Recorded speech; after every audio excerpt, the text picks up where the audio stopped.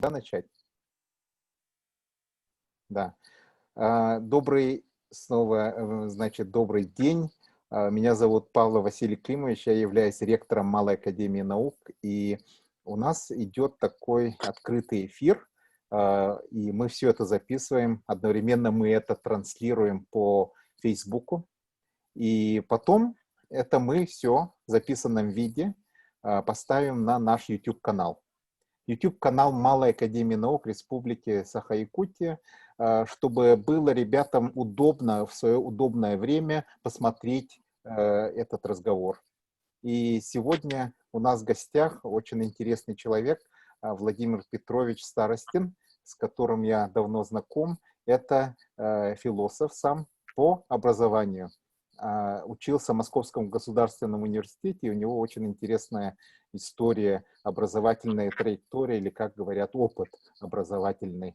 И всегда интересно послушать, какие были у того или иного человека, профессионала, его образовательную траекторию. Каким образом он достиг вот этого положения сейчас, как он стал философом и прочее. Это всегда очень интересно. И занимается он очень интересным предметом философии, которая, вы как знаете, состоит из двух слов, да, так сказать, скорее всего, философия, да, это любовь к мыслям, да, мыслить. Вот, я так это перевожу. И всегда в памяти у меня такая вот ассоциация есть. Какой-то греческая, древняя Греция, красивые поля, маслины, там оливковые сады, значит, удивительно красивый город, мрамор, статуи, Парфенон, Афины, да, и вспоминаю еще про другой город, это Вионий, который называли Приена. И там жил очень интересный, очень умный человек, которого называли один из 7 мудрецов Древней Греции. Его звали Бианто, наши говорят. И в какой-то момент этот город был захвачен иностранными, вторглись люди, это персы были, и город был захвачен персами. Персы сказали всем жителям: мы вас оставим в живых, но вы должны убраться из этого города, вы имеете возможность или право взять с собой только то, что вы можете унести себя на руках. Да? Мы вам не дадим ничего, вот, и ни лошадей, ни другое тягловое, значит, чтобы у вас не было возможности много унести, потому что лошадей мы сами возьмем у вас. И какой-то очень старый человек вышел очень гордо, налегке из города, и тогда древние, ну, персы, которые завоеватели, спросили у него: ой, старик, да, что вы, как это, без ничего и так не нажили? Столько вы долго жили, а так и ничего не нажили. И он сказал знаменитую фразу, которую увековечил Цицерон. Он сказал: «Omnia mea», да, все свое, «me comporta», ношу с собой. Все свое, да, все свое я ношу с собой. Получается, ценность нажитого человеком — это его мудрость, это его знание, это его характер, это его традиции, которые у него есть, это его ну, почерк, поведение и прочее, то, что он наработал в течение своей жизни. И говоря об этом, вот действительно то, что отражается у человека в его жизни, это очень важно. И хотел я у вас спросить, Владимир Петрович, расскажите, пожалуйста, как все это случилось? Где вы учились, в какой школе? Что вас в школьные годы больше всего интересовало? Если вы вспомните вот эти далекие времена, я очень буду рад, и нам это очень интересно. Спасибо.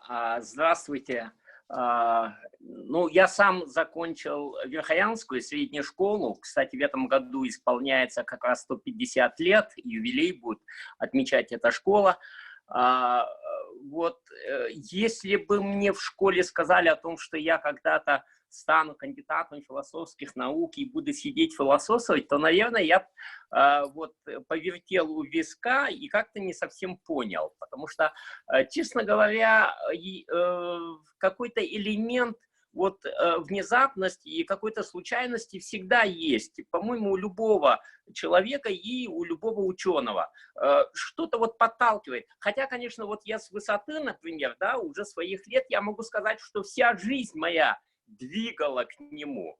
Но я шел как вот слепой котенок, потому что очень долго, в общем-то, у меня совсем иные были мысли насчет своего будущего. Вот, первоначально, вообще-то, я хотел поступать на географический факультет. И вот, когда я закончил школу, я приехал в Якутск и поступал именно на географический, но поступить не смог, потому что, и это несмотря на то, что у меня была там почетная грамота географического общества СССР. Это статус был довольно-таки большой.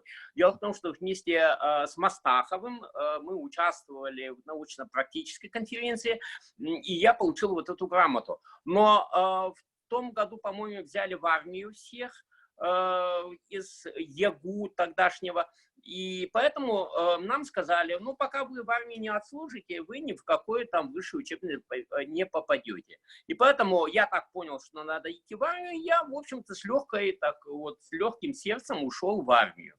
После армии я тоже пошел, я, правда, почему-то уже в СВФУ не захотел, вот, я пошел совсем по другой стезе. После армии я поступал тоже в Москве, но опять же, я с очень большим опозданием приехал, и поэтому так и не смог. И 1 год я учился еще, вот техникум я закончил, и после этого техникума через год, получается, да, я пошел в день открытых дверей в МГУ. Почему именно в МГУ, я даже не знаю. Потому что до этого я готовился поступать, но почему-то я ходил на курсы полиграфического института, потому что почему-то вдруг мне захотелось стать корректором. Ну, вот какая-то литературоведческая какая-то вот во мне жила, такая вот, видимо. И я пошел туда. Ну, я закончил его там. Кстати, там всегда мне ставили там не очень хорошие оценки по грамотности, но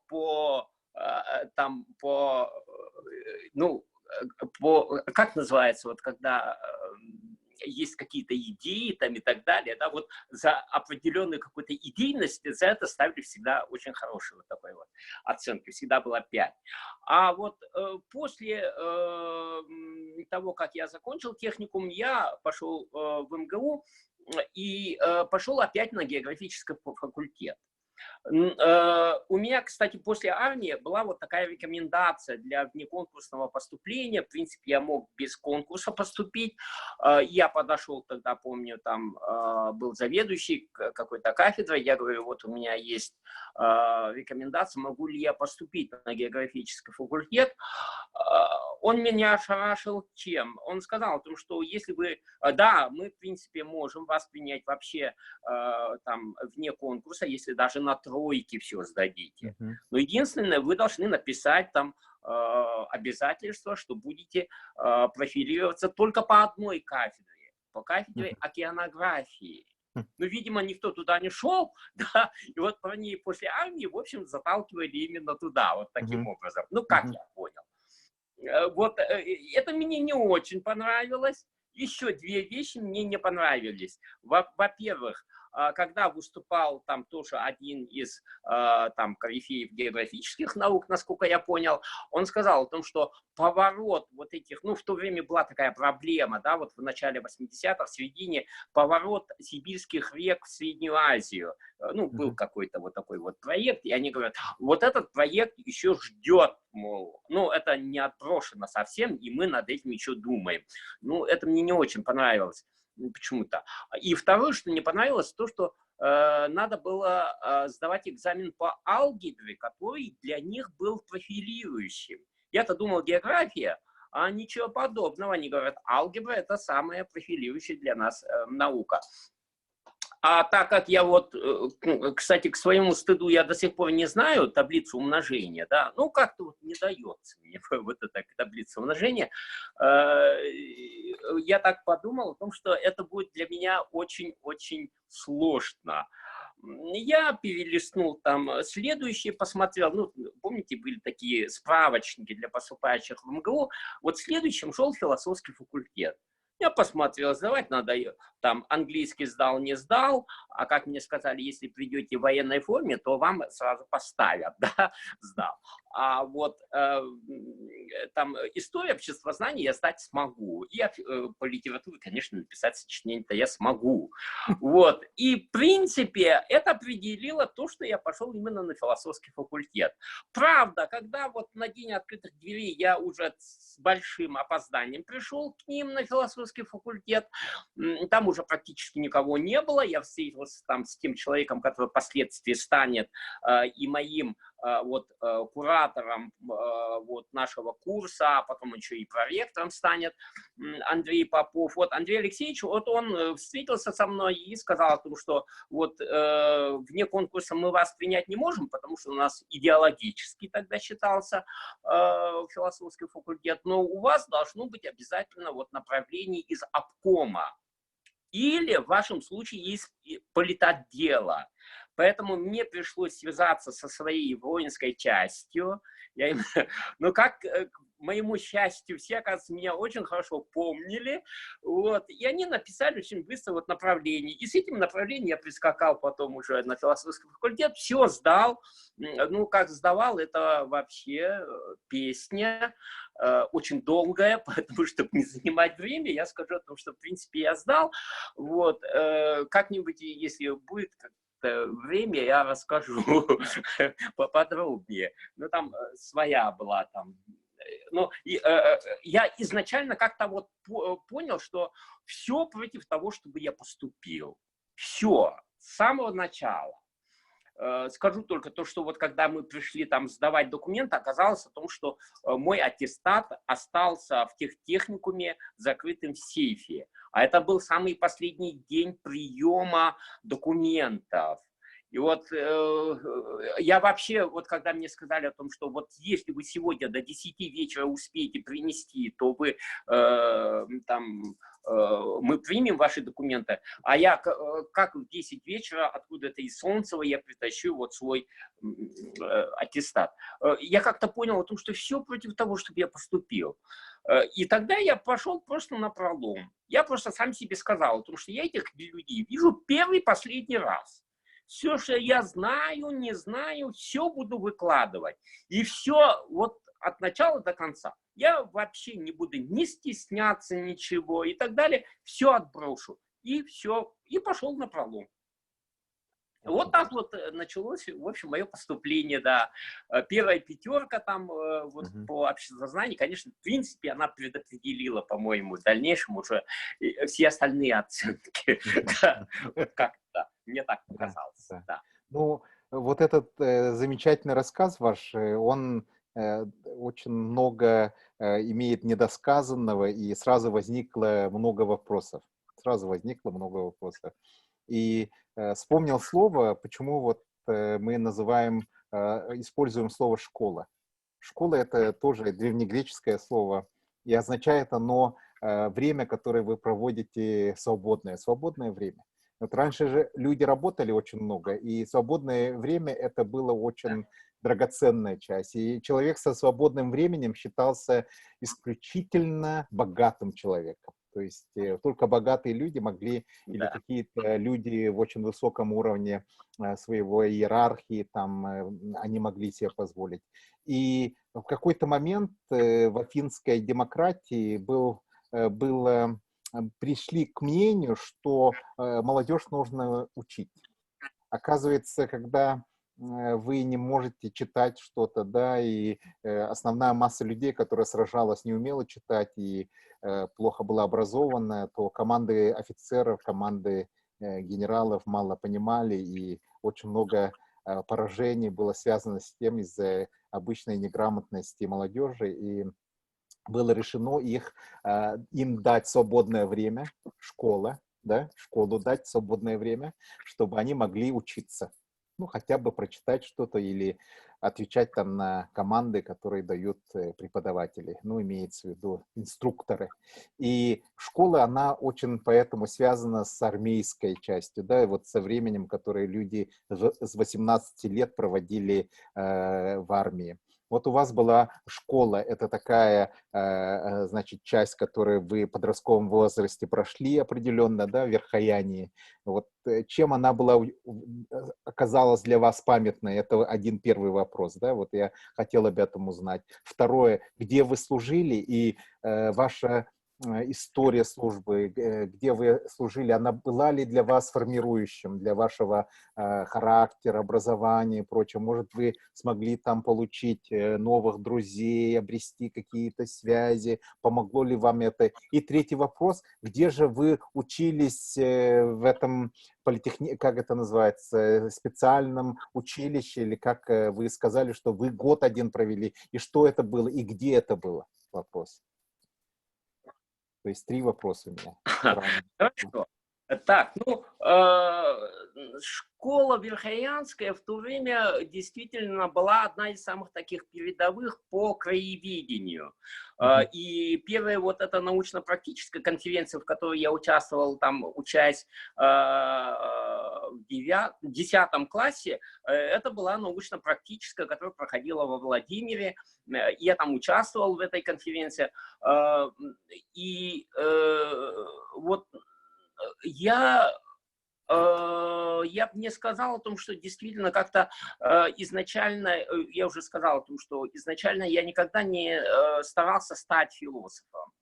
Ну, как-то я даже не представлял, чем занимаются, наверное, не представлял, чем занимаются философы, потому что в то время обществознание, вообще вот курс обществознания, который давался в школе, он заключался в том, чтобы переписывать труды Ленина, и все. Больше там ничего в нем не преподавали, действительно. Там были какие-то вот эти догматы, диалектика материалистические, которые никто не умел и не мог.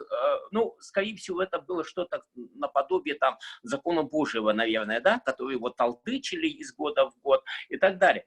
И поэтому я не сказал бы о том, что обществознанием, да, как одним из вот этих предметов, который должен, во время которого человек должен постигать основы философии, как-то я принял. Почему? Потому что я тогда вообще не понимал, что такое философия и чем занимается философ, честно если.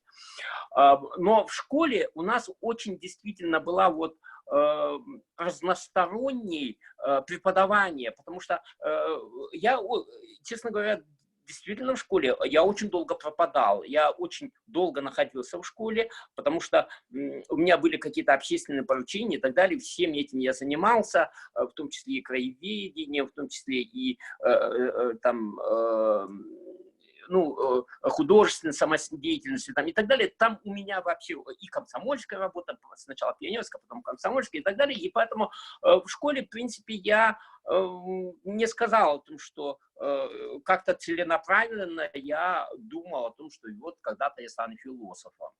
Но вот, вот сейчас, вспоминая, конечно, я немножко вот к этому всему подвожу. Вот когда в 80-м году меня отправили за мою вот эту пионерскую работу в пионерлагерь «Артек», то там мне вожатый сказал следующее, о том, что вот Володя станет шаманом. Я не знаю, почему он решил, но он сказал, он станет шаманом. Но, говорит, для того, чтобы вот хорошо лечить людей, он поступит сначала на медицинский. Потому что у меня была такая идея когда-то, видимо, он слышал об этом, о том, что я хочу быть медиком, но потом я понял, это вообще не для меня. Ну, чтобы хорошо лечить. Потом он поступит на там хореографический, да, чтобы хорошо танцевать вот эти танцы шаманов, да, потом еще куда-то поступит. То есть все это он овладеет, и вот тогда станет шаманом, да. А вот сейчас я думаю так, о том, что я решил все это вместе совместить и поступить в то учебное заведение, которое все это объединяет, то есть на философский факультет. Поэтому в школе, вот когда учась, я даже не знаю, сейчас вот каким образом сделать так, чтобы ребенок, вот, находясь в школе, как-то философски мыслил там и так далее. Я, честно говоря, вот не могу сказать, вот как его научить. Ну и второй Оно вопрос должно быть тогда, более, получается. Да, да, а где же вы да, служили? более разносторонним должно быть. А потом уже, когда я понял о том, что ЕГУ мне не светит, тогда я понял о том, что я должен пойти в армию, я пошел в армию. И, честно говоря, я пошел туда с легким сердцем как-то. Я сказал, ну вот 2 года должен потерпеть и все. Это была советская армия, в которой махровым светом цвела вот эта вот дедовщина вовсю. Естественно, первое время я засыпал и думал, Господи, куда я попал? Господи, как я смогу выдержать эти 2 года?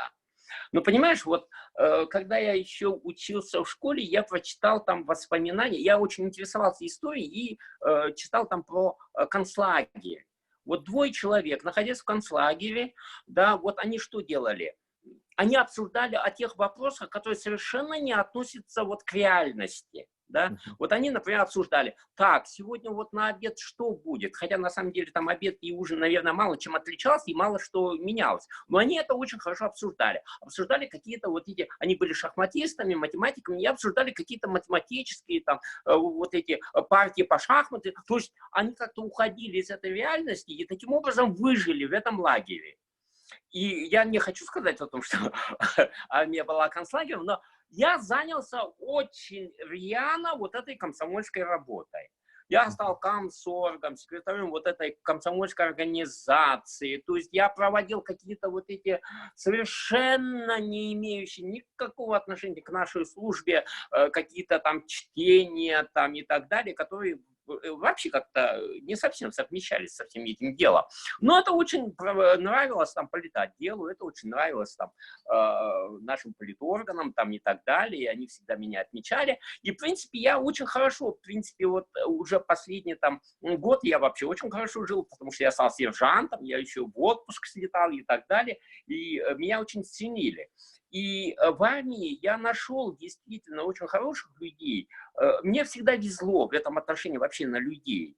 Вот я одно только скажу, вот со своим лейтенантом, со своим командиром отделения, командиром взвода, который вообще не любил. В армии вообще, если я думал, вот попаду с ним однажды в караул, наверное, я его застрелю. Да? А у нас караульная рота была. Вот. А с ним сейчас я переписываюсь.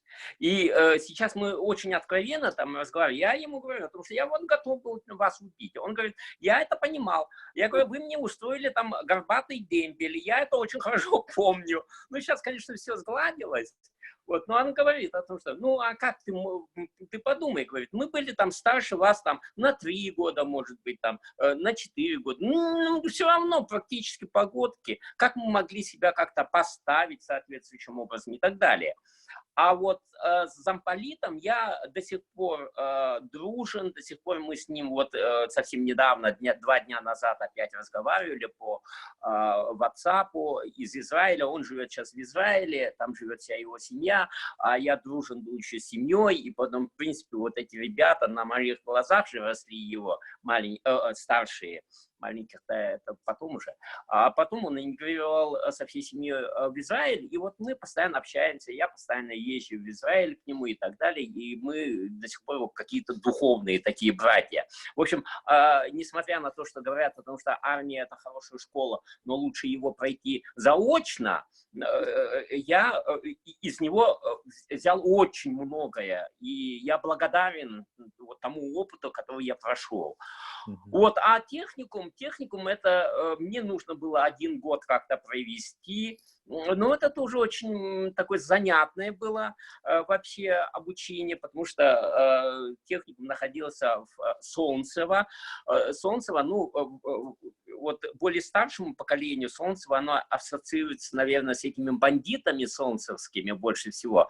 Но в то время действительно вот Солнцево это была деревня, которая потихоньку превращалась в Москву. И поэтому там мы проходили вот эти через сады какие-то, да, то есть эти вот какие-то селения, которые совсем недавно было деревней, через него мы проходили, и в конце концов, в общем-то, оно превратилось вообще вот в город, но потихоньку тогда превращалось, никакого отношения там бандитству не имело, но всегда как-то мне тоже, в общем-то, я сейчас вот общаюсь с некоторыми ребятами, с которыми вместе учились. Они, конечно, взлетелись по России великой, но мы тоже связи какие-то поддерживаем. Но оттуда я вынес тоже определенное вот представление, да, и тогда действительно Москва мне очень понравилась, и действительно Москва является, наверное, каким-то частью моего места жительства, наверное, места обитания. И поэтому я до сих пор люблю Москву. И действительно, это часть моей жизни, которую я оторвать не могу, естественно. Да. Которая тоже очень много сделала для того, чтобы я стал тем, кем я сегодня стал, наверное. Но Вот это то, дальше... да, совершенно верно. Это то, что обычно называется хронотопами, да, то есть обязательно важно, чтобы человек в ходе своего развития, да, онтологии, всегда сталкивался с определенным местом, был, да, какое-то время все это. То есть это должно происходить в то время, в которое оно должно и происходить, и в том месте, которое должно происходить для вас. И это определяет всегда и всю карьеру, возможно, ваше восприятие окружающего мира. Действительно, это имеет огромную образовательную силу, потенциал, то место, где вы бываете, да, где вы встретились с людьми и прочее. И сразу же хочу спросить, вот как вы поступили в этот техникум, и почему, и про что это был техникум? Он же должен был быть какой-то специализированный. Нет, это я исходил из чего? Из того, что 1 год я как-то должен провести для того, чтобы вот, ну, во-первых, мне негде было жить, и поэтому нужно было как-то с этим определиться, во-первых. Ну, во-вторых, мне нужно было действительно 1 год как-то, ну, не совсем, скажем, так провести его, скажем, бесполезности, да, какая-то полезность от него должна быть. И поэтому я, в принципе, выбрал его, потому что я, когда туда пришел, мне сказали о том, что будет общага. Это было, наверное, определяющим. Это техникум метростроя, поэтому я маркшейдер, там, по-моему, 5-го разряда. Да. И Вот, сразу ну, вопрос такой, тогда такой, а да. где вы служили, в каком месте? Где Это ваша в служба? Тикси. В Тиксе проходила. Тикси, Да, а да. поехали в Москву, и вот этот переход мне интересен. Не Москва, не Якутск, а Москва, да, например, как вот это все? И откуда вы слышали, да, про Солнцево, например? Как это все случилось? Ну, это просто чисто случайность. Вот я вот сейчас даже не могу сказать, как же солнце-то вдруг возникло.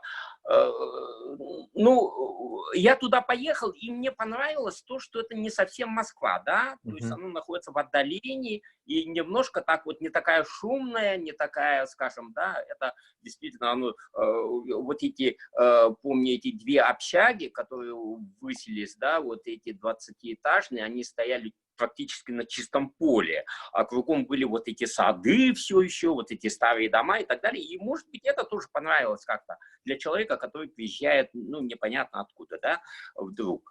Вот, ну, это немножко сказалось на здоровье, но это всегда бывает, когда человек меняет, скажем, климатические условия и так далее. Ну, все оказалось, как говорится, во благо.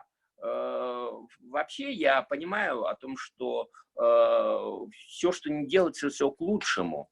Мгм. Поэтому я там тоже занялся той же самой вот этой комсомольской работой. Я участвовал в этой конференции там комсомольской, да, от Солнцевской, вот этой комсомольской организации и так далее. Ну, то есть вот в данном случае это, скорее всего, мне нужно было провести это время с какой-то пользой. И эта Замечательно. польза заключалась в том, что, да, вот именно в этом, наверное. Мгм. И вот я хочу И сразу... готовился к тому, чтобы все-таки сделать шаг и пойти в МГУ, а не МГПУ, куда я готовился И сначала. вы готовились тогда Да. именно для поступления в философский факультет? Нет, я же говорю, я думал, что я поступлю, скорее всего, пойду на полиграфический, Мгм. на литературного корректора. Мгм. Вот, хоть несмотря на то, что вот грамотность немножко хромала, но почему-то мне казалось о том, что это та работа, которой я мог бы посвятить там Мгм. свою жизнь. Но потом как-то меня очень быстро так оттуда отшили. Почему? Потому что там, это же связано там со свинцом, так ведь? Ну, по крайней мере, это Мгм. старые еще были Мгм. производства, и поэтому технологически это было для моего здоровья, скорее всего, было бы губительно. И поэтому меня сразу отсюда отсоветовали. И вот вдруг я попал там в больницу, и находясь в больнице, я почему-то вот нашел, вот я точно помню, это было 12 апреля 1987 года, я нашел объявление о том, что день открытых дверей МГУ. Я пошел на этот географический факультет. Мгм. И где узнали, что вам предлагают океанографию? Да, и где мне предложили океанографию, а я и плавать особо не умею, я представил себе вот этот белый пароход, кругом вода, вода, вода, и мне стало плохо. И я отказался тогда от географического факультета. Да-да-да. Да. А философский как Хотя возник? вот Вы вышли там и увидели философский факультет, или как это было? да, ну, вот если вы возьмете вот справочник 1997 года, если географически пролистнете, следующим идет именно философский факультет. Вот это определенная какая-то случайность в этом, конечно, тоже существовала. Да. Хотя вот в этом году, кстати, я встретился с парнем, с которым в армии вместе служил. Через 33 года мы встретились в Питере. Мгм. И это парень, которого я подвел.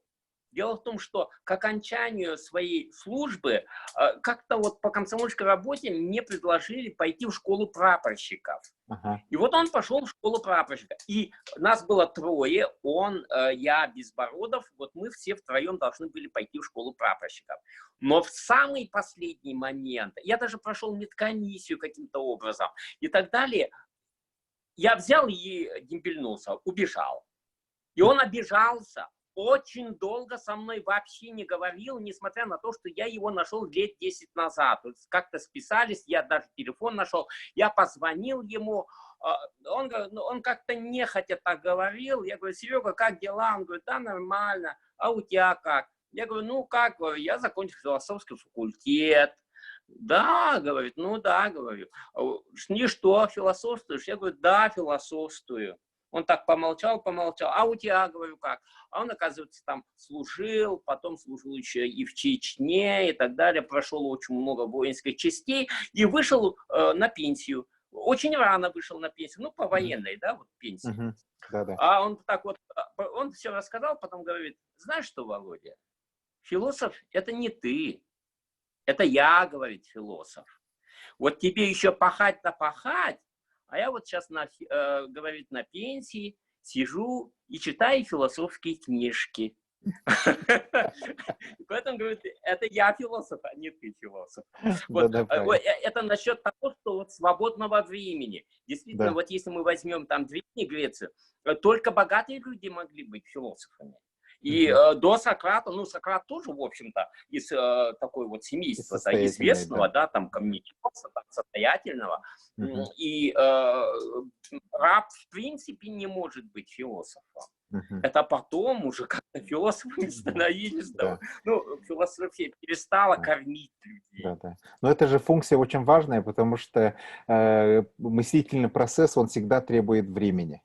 И при том свободного времени, и времени, когда вы не должны, в общем-то, зависеть от каких-то лимитирующих вас факторов, ну, что касается еды, жилья и прочих вещей. Только тогда может быть возможно такое открытое и не связанное, скажем, независимое мышление. Это же очень важный фактор. И говоря об этом, вы сразу затронули очень важные вещи. Это первое, что на самом-то деле вот еще и в древние времена, кстати, в Древней Греции, если мы все время говорим о философии, была идея такая, что человек, если он не участвует в общественной жизни, его называли идиотом. Идиот — это означает человек не участвующий. Неучаствующий человек. Это древнегреческое понятие. То есть, если он в общественной жизни не участвует, то он идиот. Это была такая идея. И, естественно, люди говорили так: если вы политикой не занимаетесь, то политика займется вами. И это тоже очень важная вещь. И второе, да, это то, что падение, распад Римской империи многие исследователи связывают именно с тем, что в конце концов была фактически отменена общественное такое очень важный институт, как институт призыва в армию. Дело в том, что когда вы становились гражданами, вы обязаны были пройти 2 года службы, когда вам 18 лет. И это считалось очень важным. И об этом говорил как раз Тацит, когда он писал, что все в Риме говорили о свободе, о том, что за нее надо что-то делать, но никто не хотел идти и умирать за нее. Действительно, цена свободы, она невероятно высока. И если нету людей, которые готовы за это остаться самым важным и святым, и самым ценным, то, естественно, свободы быть и не может по определению. И такое вот всегда и часто встречается. Этот момент очень важного выбора гражданского долга и прочее, то, что может действительно отмечать, как говорится, понимание того, что является гражданином, да? Какое должно быть определенной степени долг человека перед обществом и прочее. И это очень важно. И как раз вы часто ездите в Израиль, и вы знаете, что там и мужчины, и женщины идут, призываются в армию. Это для них это очень священный долг. Я надеюсь, когда-нибудь у нас тоже такое будет, когда и мужчины, и женщины будут вместе одинаковых правах и служить, скажем, для нашего общества, да, для нашего государства. Но в любом случае это очень важно. И что я понял из вашего рассказа, что вы каждый раз умели дружить с людьми. И вот эта дружба, она у вас сохранилась в течение многих-многих лет. Уже прошло много времени и со школы, и из воинской части, когда вы служили в воинской части, и потом в этом техникуме, да. И вот вы поступили в философский факультет, и вы сразу, наверное, тогда и ощутили, что философия, в общем-то, является разговором, который вы делаете с людьми, да. Фактически это те взаимодействия, которые должны быть, и они составляют основу всех вот наших мыслей, которые есть. Это фактически очень важная человеческая функция, которая очень нужна. И вот относительно этого я хотел у вас узнать, какие идеи были и возникли у вас, когда вы учились в этом факультете философии Московского государственного университета. Ага. Ну, во-первых, я немножко так вот открою, может, ну это не тайна, конечно. Дело в том, что, честно говоря, когда я учился, а я начал учиться еще в советское время, я не думал о том, что я буду читать философию, вот, ну, вести лекции, вести семинары, читать лекции и так далее. Почему? Потому что, в принципе, я предполагал о том, что обучившись на этом идеологическом, как тогда читалось, факультете, я займусь, скорее всего, комсомольской, профсоюзной, партийной работой, что представляло собой общественную жизнь вот в том обществе, в советском, в котором мы жили. Я не скажу о том, что вот это как-то было тайно и так далее. В принципе, очень многие, кто поступал, вот скажем, да, на философский факультет, из этих 100 человек, скорее всего, философией, собственно, хотели заниматься человек 25. Все остальные, и потом это показал опыт, занимались чем только не угодно, но только не читают сейчас лекции. И, в принципе, я думаю, что для общества они приносят тоже очень большое благо, работая на том поприще, которое им дано. И в этом отношении вообще философия, как вот род деятельности, это очень странная какая-то вот род деятельности. Вот я читаю, например, для...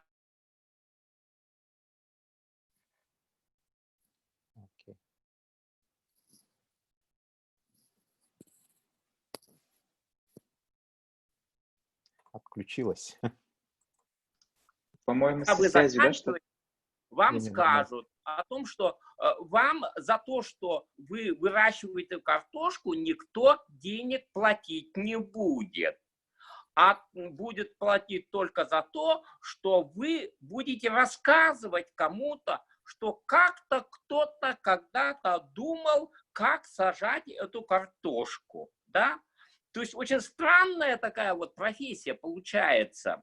И тут я всегда вспоминаю вот там не только древних там философов, но и там эпоху нового времени, когда философы просили, чтобы, например, их лекции никогда не ставили, скажем, с утра. Почему? Ну, потому что утром они занимаются собственно философией, философствуют, и поэтому, чтобы в это время они были свободны, да, то, чему их учили, в общем-то, профессионально, да, вот. И поэтому, конечно, вот сама профессия философ, она очень странная такая профессия. За то, что я философствую, за это мне никто денег не платит. Мне платят за то, что я преподаю что-то где-то. Ну, тут можно, конечно, вспомнить там Гегеля, когда он сказал о том, что сейчас слишком мало философов, но слишком много преподавателей философии. И тут встает этот вопрос свободы, насколько я свободен. Ну, я считаю о том, что у каждого человека должны быть определенные какие-то вот ориентиры в жизни и определенные какие-то вот прерогативы, которые он изначально себе ставит. Я никогда не ставил каких-то целей, которые были бы уж, ну, скажем, не то чтобы недостижимы. Я стараюсь все-таки, как умный человек, ставить немножко больше, чем я могу достигнуть. Но, с другой стороны, я вообще-то вот доволен тем, что у меня есть. Вот как-то пытаться быть свободным в том, что у тебя есть. И, может быть, это философское как-то вот отношение к жизни помогает и так далее. Правда, вот моя покойная жена, царство ей небесное, она сказала о том, что, говорит, это не философский образ жизни, а пофигистский образ жизни. Но это вот как посмотреть там с точки зрения, скажем, обывателя, возможно, так оно и есть, и так и выглядит. И она иногда повторяла о том, что, говорит, Володя, ты не умный, умный-то я. А вот ты, возможно, там знаток в чем-то, но умный это я. Я даже, говорит, не представляю, как можешь ты детей учить, да? Вот. Ну, у каждого тут свое представление о том, как вот учить, как сделать так, чтобы вот то, о чем ты говоришь, оно доходило до кого-то. Ну, насчет людей, мне кажется о том, что это мне просто везло. В жизни всегда везло мне в жизни, всегда везло на хороших людей, которые мне всегда помогали. И я всегда оказывался как-то вот, я не помню, чтобы я оказывался совсем вот как-то очень внизу, да, там какой-то социальной лестнице, если представить какую-то иерархию там, и так далее. Но всегда мне помогали вот эти люди. И всегда они оказывались как-то рядом тогда, когда они были нужны. Но есть у меня одна очень плохое свойство. Я не умею использовать связи. Вот не умею. Мне очень многие говорят, вот когда ты работал в Пасприце, ты же многих знал, которые сейчас вот там. Я говорю, ну да, знал. Вот с Алексеем Сергеевичем мы вообще были друзьями, так же, ты помнишь, наверное, да? я не думаю о том, что я уж настолько плохо живу, что я могу подойти и спросить, вот сделай мне то-то, то-то. Я как-то не очень к этому привык, может быть, это свойство характера. Я никогда не прошу и стараюсь как-то не быть как-то в тягость другим людям, потому что я не думаю, что я хуже всех живу. И, в Да-да-да. принципе, я доволен тем, что есть, да. Мгм. Это естественная Э, функция как раз восприятия себя, да, это очень важный же элемент, как вот человек себя идентифицирует. И в этом плане, ну вот как бы говорим об эмпатии, да, эмпатия это как о м, сострадании, возможно, ощущение человека, о том, что думает другой человек, с которым вы общаетесь и прочее. Это тот широкий спектр психологических возможностей у человека, который в общем-то, можно считать очень центральным в воспитании, становлении самого человека как социального существа. Все-таки человек — это социальное животное, общественное животное или политическое, как говорил Аристотель. И иного быть не может. Либо это животное просто дикое, да, либо это Бог, если он находится за пределами общественных взаимодействий. И эмоционально думать, как другие люди думают, делиться своими мыслями, чувствами, да, заботиться о других людях. Это та самая вещь, которую мы называем эмпатией, вот как немцы в свое время говорили «einfühlen», да, «einfühlen» — это то время вот эта идея, которая возникла в начале, скажем, 20 века только, да, когда люди начали более активно с друг другом соприкасаться в разных общественных организациях. Это тоже очень характерно и показатель того, как общество развивалось. Раньше же люди не могли сильно быть в разных средневековье — это разделенное такое существование. Люди очень редко с друг с другом общались, были только, наверное, в своих там натуральных хозяйствах. А тут возникла огромная возможность людей с друг с другом соприкасаться, и возникли вот эти тоталитарные режимы, когда огромные массы народа все-таки смогли проявить себя и выбрать своего харизматического лидера и прочее. И сейчас мы переходим же в такую новую абсолютно парадигму развития, когда возникает огромное количество абсолютно индивидуальных понятий и культур, субкультур, гигантское количество. Не то, что там в Советском Союзе мы знали только одно и примерно любили одно и то же, потому что нам давали это. Сейчас источников информации настолько много, их просто океан. И множество, так же много, как и молекул в этом океане, естественно, понимание всего этого. И эмпатия — это то единственный аппарат, который, возможно, остался у людей для того, чтобы соприкасаться во всем этом огромном хаосе взаимодействия. И вот мне очень интересно, как философия, которую вы изучаете, философия эмпатии, сострадания, помогает людям или поможет в будущем жить в эту эпоху цифровой трансформации. Дело в том, что развитие технологий же очень быстро идет, а люди-то остаются людьми. Для них же развитие не может быть таким быстрым. Понимаете, их понимание может быть 19 века. И до сих пор наши политики, политические деятели мировые живут понятиями 19 века, геополитики и прочее. Хотя вся технологическая структура, она изменилась невероятно, она меняется каждую секунду. Вот мы сейчас говорим, уже возникают там квантовые компьютеры и прочее, искусственный интеллект. Как все это будет? Как человек может использовать вот эту философию для того, чтобы выжить в этом мире? Вот этот вопрос меня очень интересует. Какое ваше мнение по этому поводу? Давайте вот с этого и начнем. В принципе, так называемое, ну, постчеловечество, да, вот каково им оно будет, вот некий такой антиантропоцентризм, да, который мой сосед по комнате сейчас вот Игорь Чубаров все время раздувает, да, мир до, после там человека, помимо даже человека там и так далее. Вот это вот виртуальная реальность, которая, кстати, в первое время мы очень пугались вот этой вот виртуальной реальности. Почему? Вот мы даже создали вот на философском факультете, помню, такую маленькую группу, которая была вот против интернета. Да, почему? Потому что вот ты ведь для интернета не являешься личностью. Вся философия всю жизнь боролась за то, чтобы сделать вот самостоятельным, независимым, автономным, самостийным именно личность, а все закончилось тем, что бамс, и всех затолкнули в этот интернет. И в этом интернете никто не интересуется твоей личностью, никто не интересуется тем, кто есть. Там запросто может сидеть какая-нибудь девушка, там, замухрышка, там, метр шапкой, и писать о том, что она вот такая вот блондинка, там, и ноги у нее растут из ушей, там, и так далее, да. То есть вот, когда мы уперлись в этот интернет и вообще вот эту виртуальную реальность, мир, мне казалось, рушится. И надо как можно быстрее остановить его. Я помню, вот когда мы учились, это же был вот такой период, когда только-только начинались появляться вот эти компьютеры там, и так далее.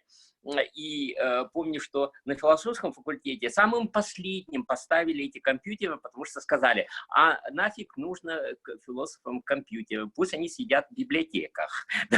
И поэтому мы самыми последними освоили вот эту вот грамотность. Да.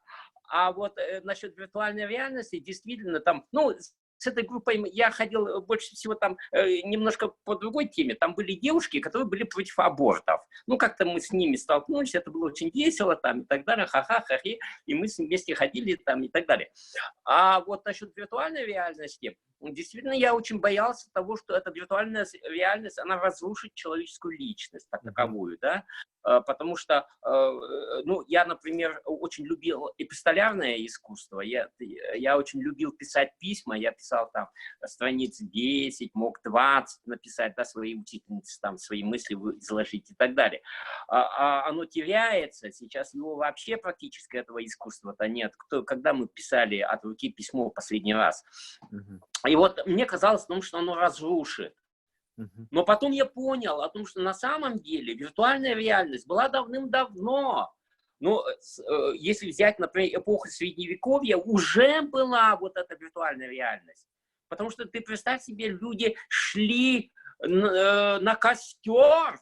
Сейчас кто пойдет ради какого-нибудь там этого виртуальной реальности пойдет на костер? А тогда шли, потому что у людей была вот в голове эта виртуальная реальность.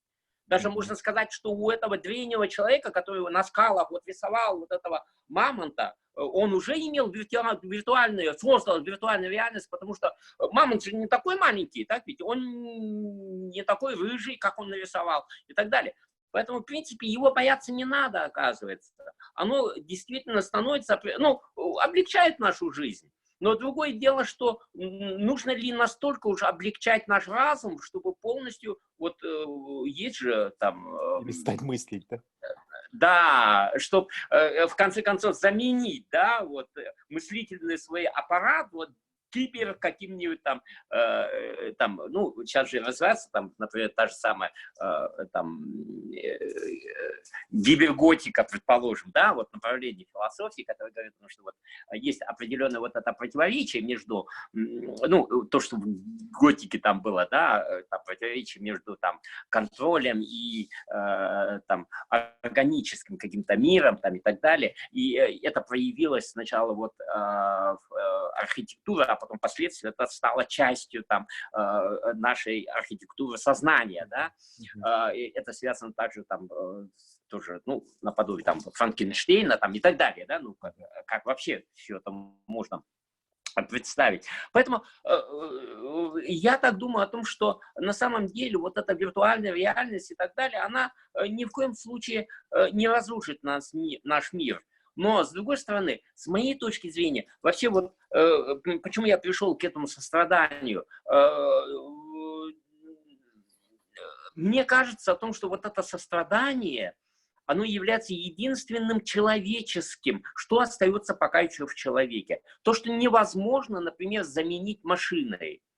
Вот я действительно очень долго работал там, ну, правда, сейчас я ушел из вот этого комиссии по ЕГЭ, там, конфликтная комиссия по проведению ЕГЭ, Я 10 лет, что был там, я боролся, чтобы его переименовали в апелляционную комиссию. Потому что вот люди, вот прочитав, что это конфликтное, туда шли, конечно, с конфликтом. Вы представляете, вот когда вы сдаете ЕГЭ, вы же сдаете не у себя в школе, да, в другой какой-то школе. Вы вообще ничем не идентифицируете человеческим вот это ЕГЭ бабу, как написал один ребенок, да. Он не представляет, что это такое. А вот когда ему дается возможность дать апелляцию, он видит меня, и меня идентифицирует, конечно, со всеми этими ЕГЭ, которые существуют. Так ведь? И он, все, что он думает об ЕГЭ, конечно, выливает на меня. И поэтому в первое время мы действительно находились в определенном каком-то вот таком очень конфликтном таком состоянии с обществом и так далее. И тогда я понял о том, что вот этот человеческий фактор, которого хотели вот этим ЕГЭ избегать, да, он может появиться только там, в этой конфликтной комиссии. И там только могут выслушать. И поэтому я вот своим комиссиям всегда говорил о том, что ни в коем случае не вступайте в конфликт, вы объясните ему. Вот оказывается о том, что можно даже не повышать, скажем, баллы вот ученику, да, школьнику, если там нет возможности. Но когда человеку объясняешь, что это такое, они тебя понимают, и как-то успокаиваются, чисто успокаиваются и со спокойным сердцем выходит из этой конфликтной комиссии. Ну, значит, получил, значит, получил. Сейчас надо думать о том, чтобы реально куда-то поступать там и так далее. И поэтому вот свою роль она играла. Ну, правда, сейчас конфликтная комиссия тоже стала виртуальной. Там просто они отсылают эту комиссию чисто по интернету. И поэтому не очень понятно, есть вот этот момент сострадательности или нет.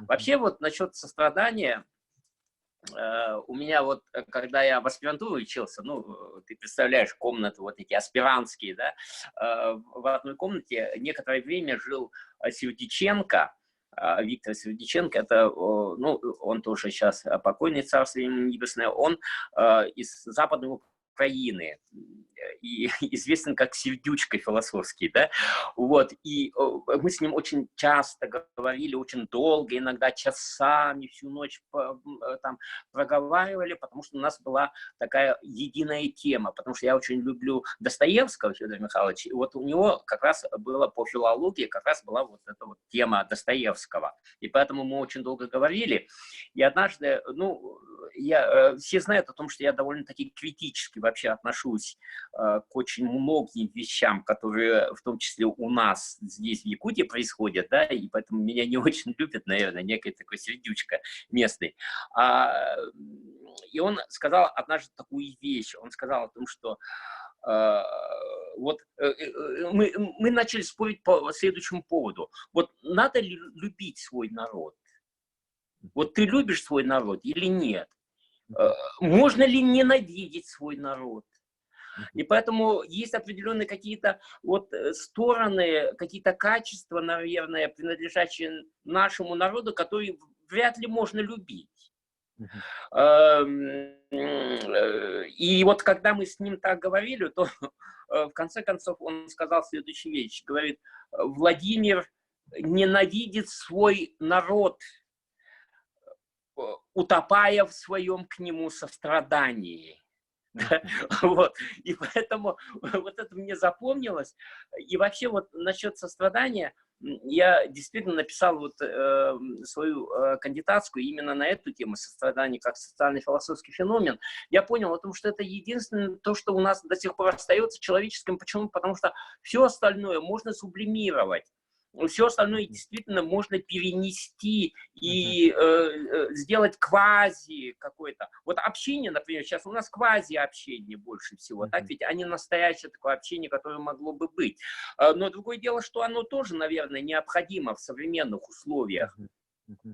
И квази тоже надо создавать их. Вот насчет сострадания я действительно понял о том, что вот любовь можно сублимировать, можно превратить его в квази. Пройдет какое-то время, некоторые люди, возможно, вообще перейдут на эту плоскость, да, плоскость там вот виртуальной реальности. Они будут жить в этой виртуальной реальности. Возможно, и вот там та же самая там плоская онтология, например, да, говорит о том, что, скорее всего, часть таки перейдет, в общем-то, на эту сферу.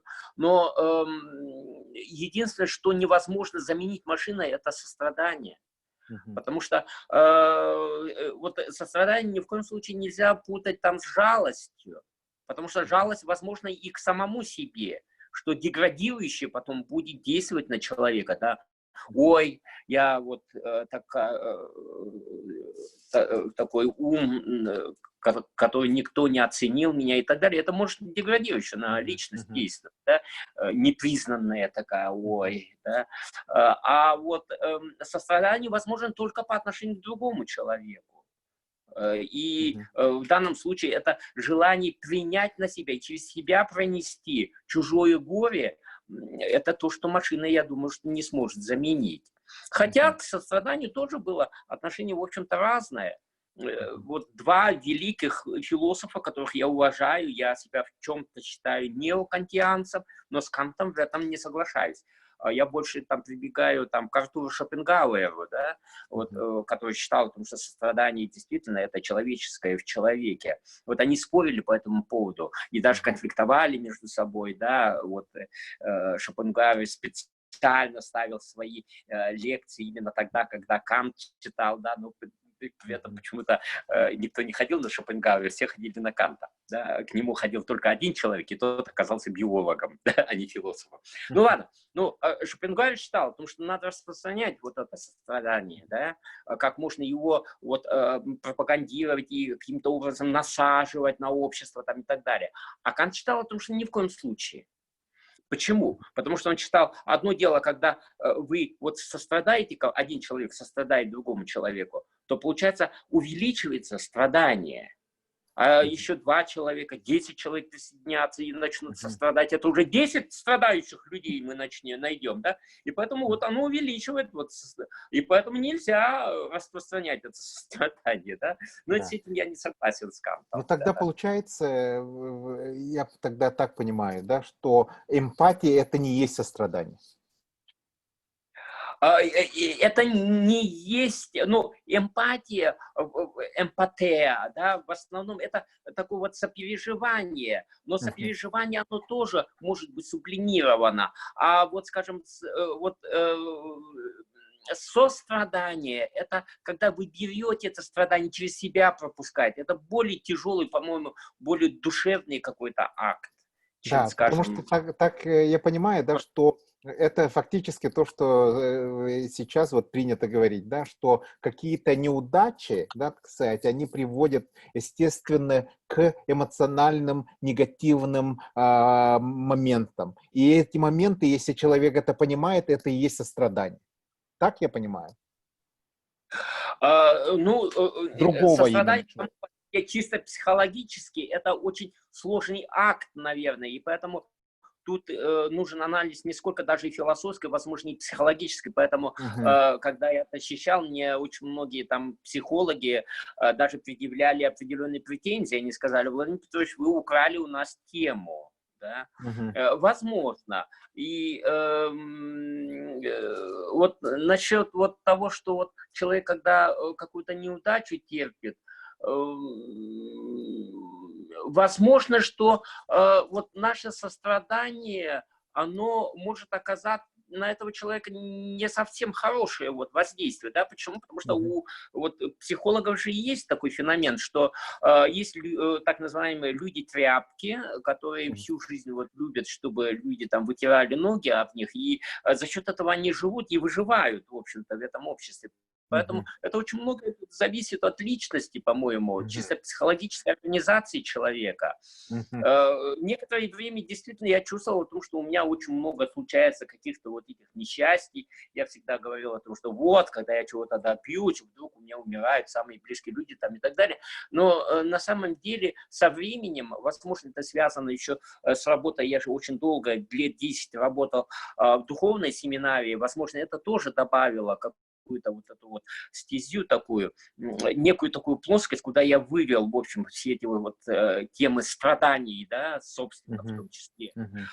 Я понял о том, что на самом деле это как относиться к чему-либо. Это от отношения человека зависит, как он Мгм. относится к этому. Вот, например, я очень, ну, я вообще человек очень рассеянный, очень много и теряю, да, там, Мгм. деньги или там еще вещи там, и так далее.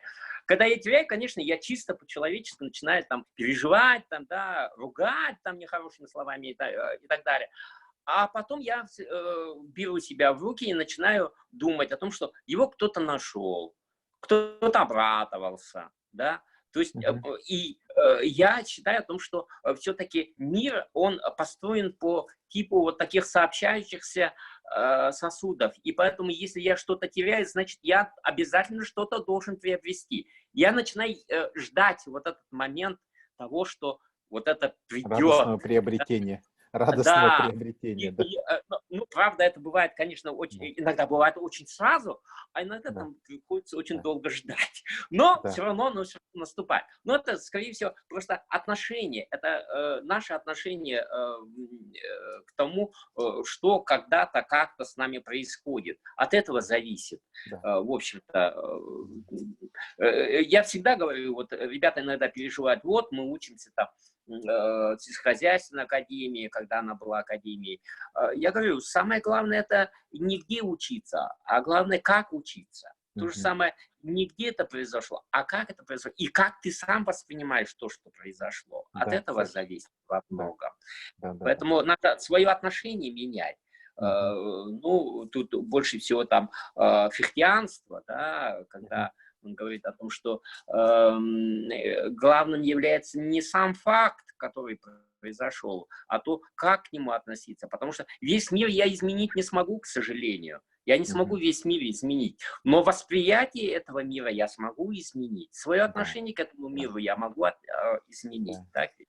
И вот в этом И ключе, да, сострадание, которое есть, существуют очень древние концепции сострадания, которые связаны, в общем, иудео-христианской идеей восприятия мира, имеется в виду через религиозную концепцию. И насколько вам это кажется, вот какая-то органическая связь или даже какая-то созидательная сила, которая есть все-таки в той культурной массе, которая есть у, например, православной религии, да, так сказать, православной церкви, или все-таки в современном мире другие восприятия и другие понимания, да, интерпретации этого могут существовать. Как вы думаете, да, человек вот должен в этом плане всегда оставаться верным идеям, которые не должны меняться и прочее, так как сострадание, оно является константой человеческой функциональности, или все-таки оно меняется со временем и имеет другое какое-то восприятие? Есть ли у вас какой-то конфликт в этом плане? Как человека, который преподавал в духовной семинарии и прочее. Что я имею в виду, это то, что ваше собственное отношение к религии и является религией такой же философией сострадания. ага. Тут вот очень важный вопрос вот насчет вот религиозного восприятия, ну, православного, да, есть в православии очень такое хорошее понятие, термин, как терпимость, да, Мгм. терпимость. А вот сейчас мы его несколько вот на уровне даже научном заменили на толерантность, Мгм. да, и они кажутся понятиями там, друг друга заменяющими. На самом деле это совсем не так. Дело в том, что вот как объясняется толерантность, скажем, вот школьникам, да, если вы возьмете там учебник, там написано о том, что такое толерантность. Это сначала написано там терпимое отношение там к другим, но дальше написано о том, что при общении с другими людьми ты должен или погасить, или уменьшить агрессию по отношению к другим каким-то феноменам, явлениям, которые есть в этом мире и против которого ты выступаешь. То есть получается, с точки зрения толерантности, я должен погасить, да, вот то, что во мне супротивно противно в этом человеке. Ну, предположим, я интернационалист, я вижу фашиста. Я говорю, ой, как хорошо, что ты фашист. Давайте все будем фашистами, но вот такими очень добренькими фашистами. Да? А вот это с точки зрения вот западной толерантности, как все это выглядит.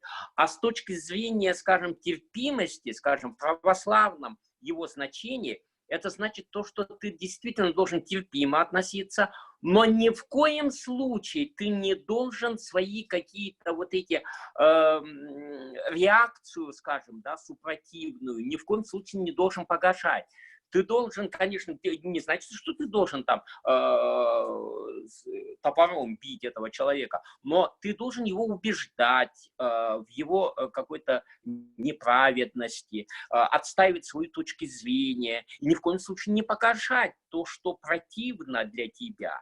Понимаешь, и поэтому вот эти вот понятия, скажем, терпимости и толерантности, это не совсем одинаковые вообще, с моей точки зрения, понятия. И поэтому вот когда мы говорим, например, о там, терпимости, скажем, в религиозной сфере и так далее, то я всегда больше всего придерживаюсь вот этой именно интерпретации чисто православной. Хотя не скажу, что я православный человек, и поэтому вынужден был уйти из православной духовной семинарии, но я с превеликим уважением отношусь, я написал владыке Роману о том, что я все равно с превеликим уважением отношусь и к русской культуре, и к православной церкви как таковой, да, но с другой стороны, все-таки мое преподавание в дальнейшем было бы не совсем правильно понято другими людьми, и поэтому я ушел из вот, православной церкви. Хотя, вот, скажем, если с точки зрения там, религии рассматривать, то, например, я считаю о том, что одним из самых вот таких вот этических и самых нравственных религий, самый, может быть, нравственной, является именно ислам, как ни странно. Почему? Потому что там слито как религия, так и этика, так и право. Да, оно слито вместе, и поэтому можно даже сказать о том, что у них нет вот этой вот этики, потому что она слита с самой религией. В христианстве немножко по-другому все это воспринимается. Мы можем говорить одно, думать другое, делать третье, и, в принципе, там стараться быть, не убей, не укради, но при этом немножко украсть, немножко там поубивать других людей и так далее, и, в принципе, за это наказания никакого, ну, по крайней мере, в этом мире может и не наступить. Когда, как с точки зрения, скажем, исламского, мусульманского, это наступает сразу, здесь и сейчас.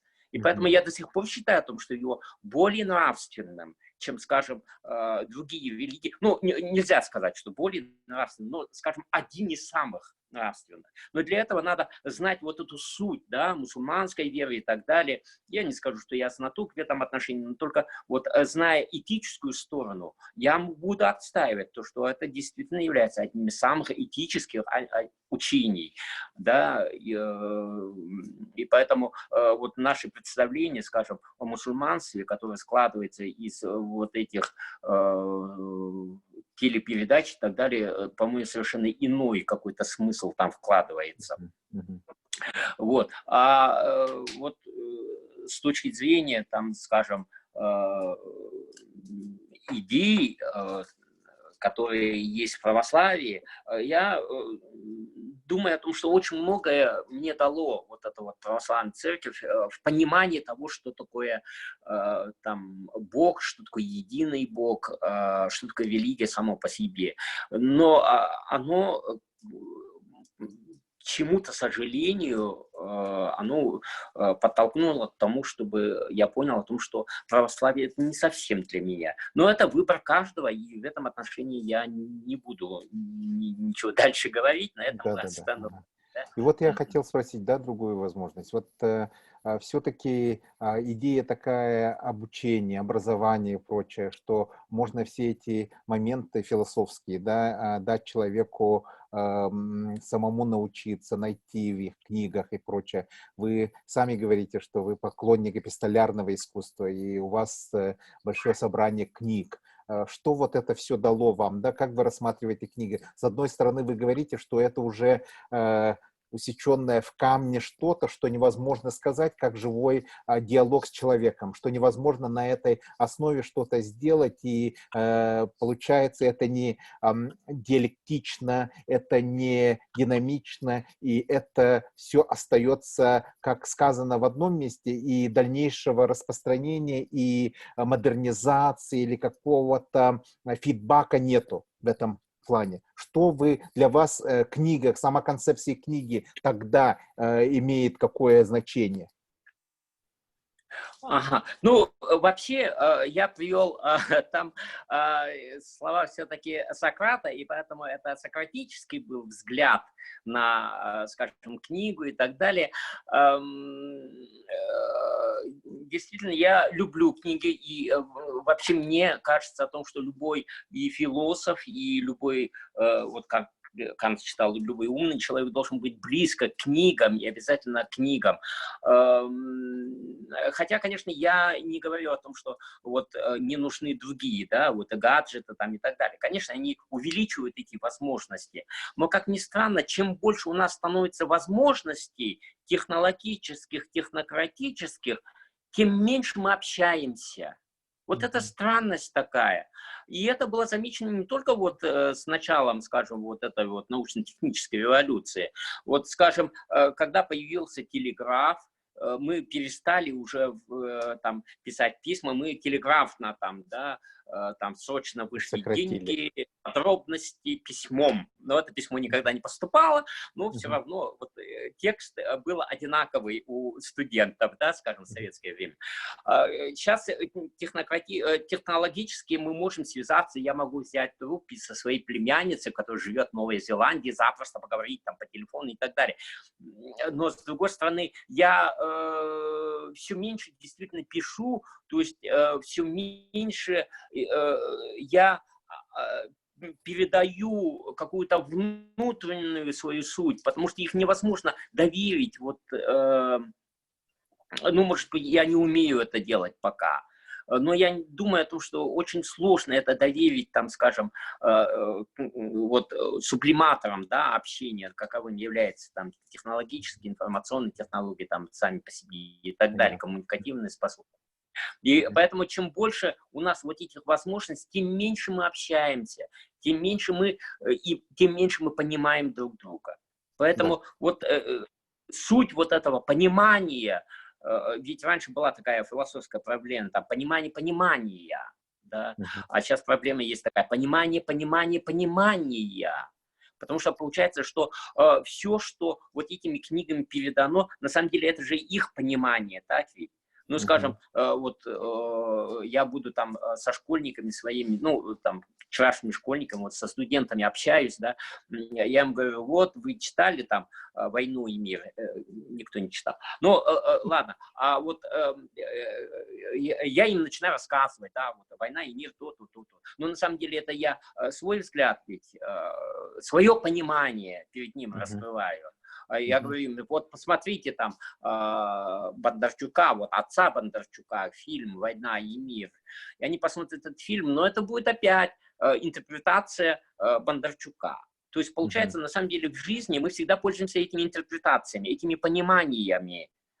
И не факт, то, что Бондарчук понял, там, то, что писал Лев Николаевич, и тем более то, что рассказал я, то, что мой студент понял, и он же все равно будет переваривать это по-своему и передаст другому же свое понимание вот той «Войны и мира», который был когда-то написан. И поэтому я считаю о том, что книги обязательно надо читать. Обязательно надо читать. Вот сейчас практически говорят, не читают Чехова.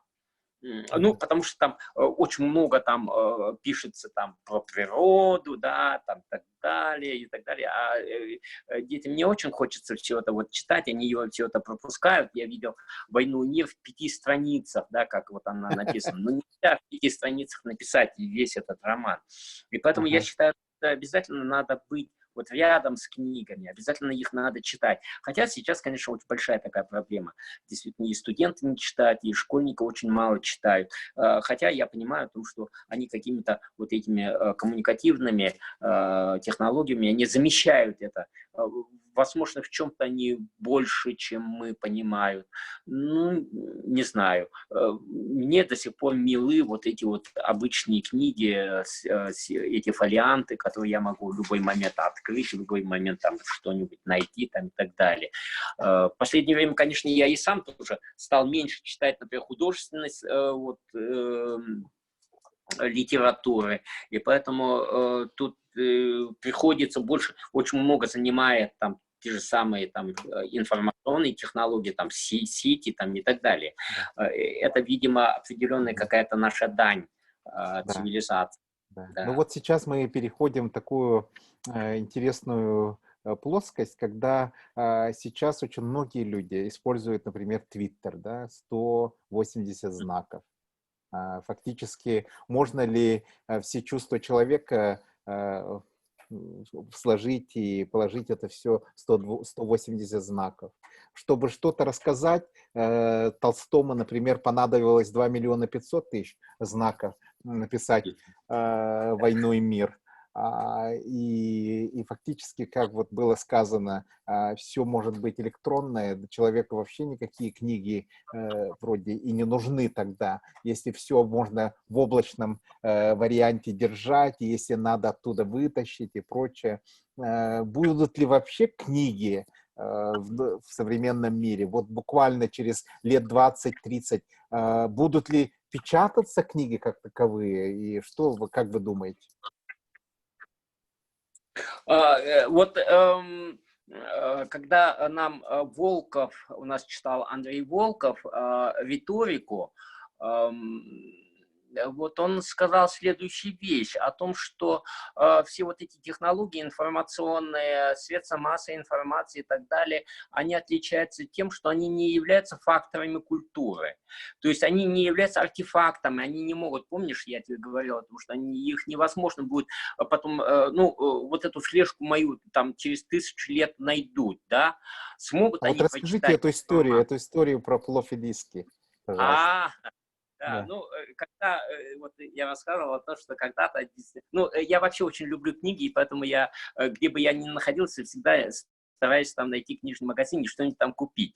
И вот у меня друг по там, факультету, Андрей, он однажды пригласил меня домой, и он показывает, вот одна такая всего лишь полочка, на которой стоят вот эти диски, флоппи-диски. Ну, флоппи-диски сейчас вот, наверное, дети даже не знают, что это такое. Это маленькая такая дискета, в которой сколько там информации? 200 мегабайт, что ли, было, да? Вот. И вот он на этих дисках собрал всю философскую литературу. Он говорит, вот у тебя там сколько-то книг, говоришь, а у меня, говорит, вот в сотни раз больше, чем твои книжки собраны здесь, вот на одной этой полке.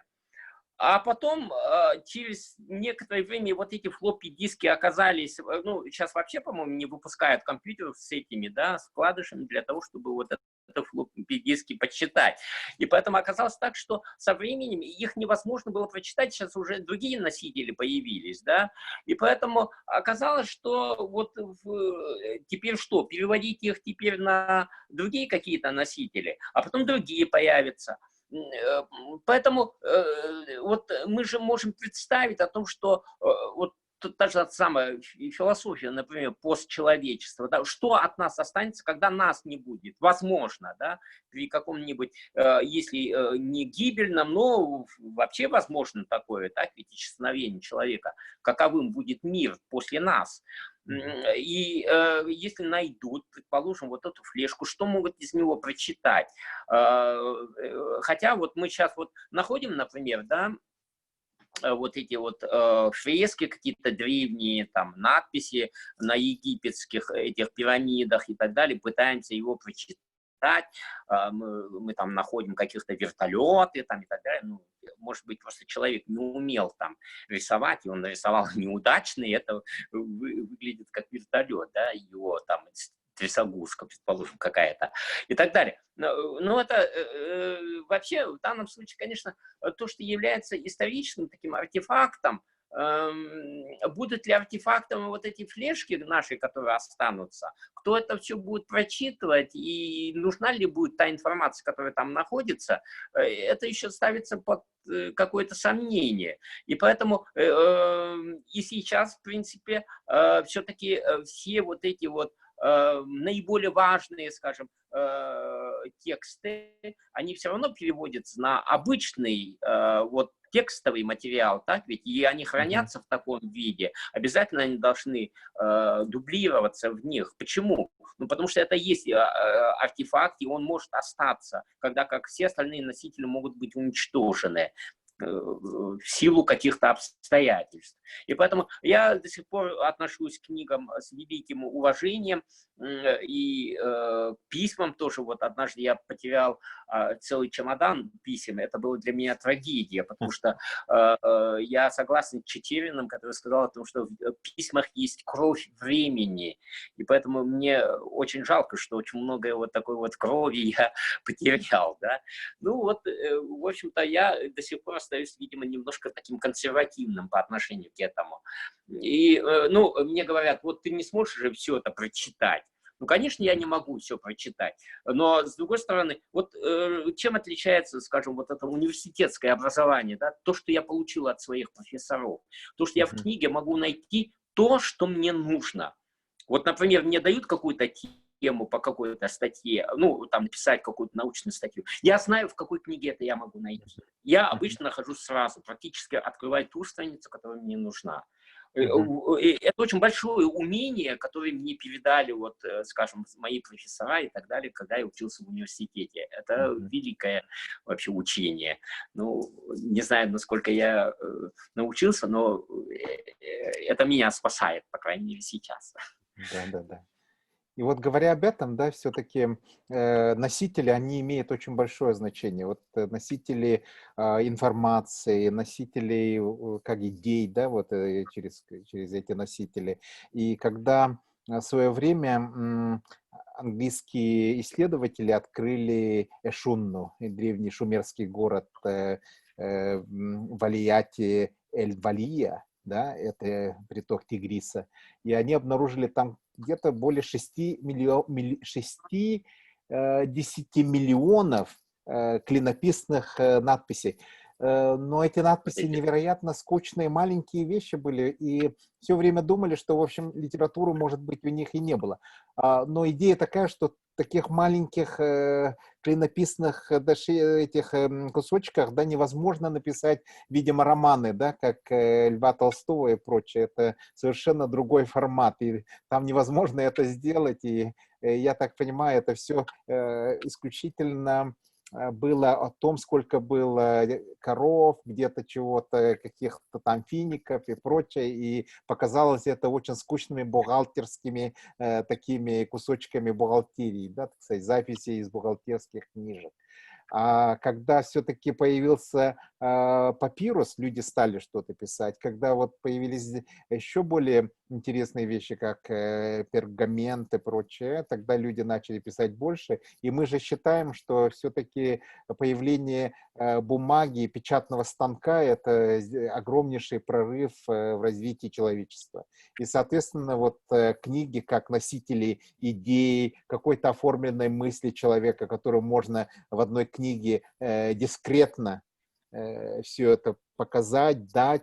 И прочитав эту книгу, вы знакомитесь с целым миром человека, с целой фактически цивилизацией, которая в голове у этого автора была. И вы все это можете изучить там по разнообразным аспектам всего этого опуса, да, и получается так, что сейчас, когда мы уже переходим в облачное существование через Zoom, эти Zoom-сообщества, в которых мы сидим, и у нас ограничено и время, и пространство фактически, получается все это в каких-то электронных версиях. Недавно же у нас кто-то там сумел столб один, значит, ну, кто-то разбил или что там произошло, да, и половина города или Якутии оказалась без интернета. И все это зависло, все эти облачные темы зависли. И фактически получается идея такая, что же будет в конце концов, если такая цивилизация, которая очень зависит от электрических сигналов, каких-то очень отдаленных хранилищах информации и прочее, будет ли наоборот повышаться опасность всего этого, устойчивости такого общества? Вы все-таки сказали, что люди, общаясь, у них может возникнуть вот ощущение сострадания и прочее. Но если люди не могут общаться, так как они не могут выражать свои мысли длинно и долго, у них нет времени и прочее, как тогда в этом обществе могут возникнуть длинные чувства человеческие? Ну, например, та же любовь и прочее. Это все может отмереть просто тогда, если нет времени.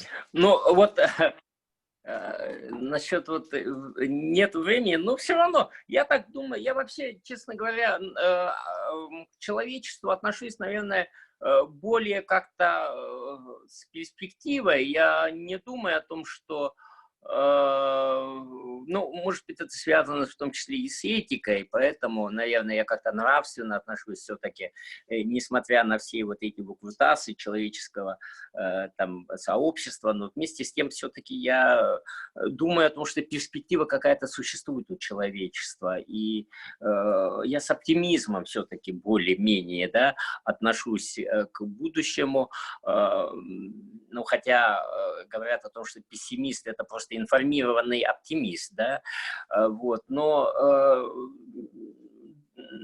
вот я недавно вот прочитал в интернете, там написано о том, что вот надо очень много перенимать вот эти адаптационные определенные какие-то выживательные технологии у малых народов. Почему? Потому что если, предположим, произойдет какой-нибудь там глобальный катаклизм, то именно они-то и выживут.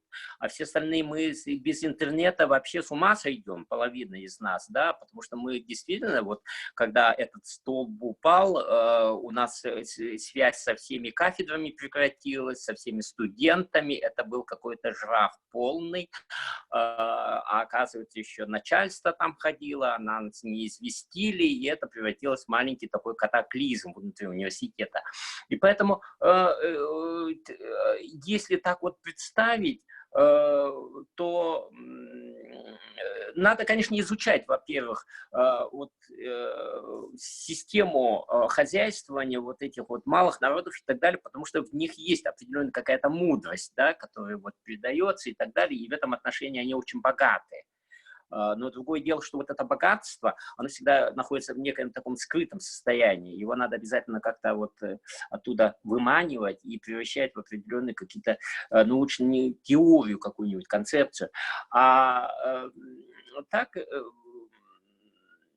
каковым будет наше будущее, ну, футуристические вот эти картины, которые там строят в том числе и философы, я не со всеми ими согласен. Я думаю о том, что все-таки человечество в глубине своей оно мудрое, и поэтому найдет определенный какой-то путь для своего дальнейшего развития.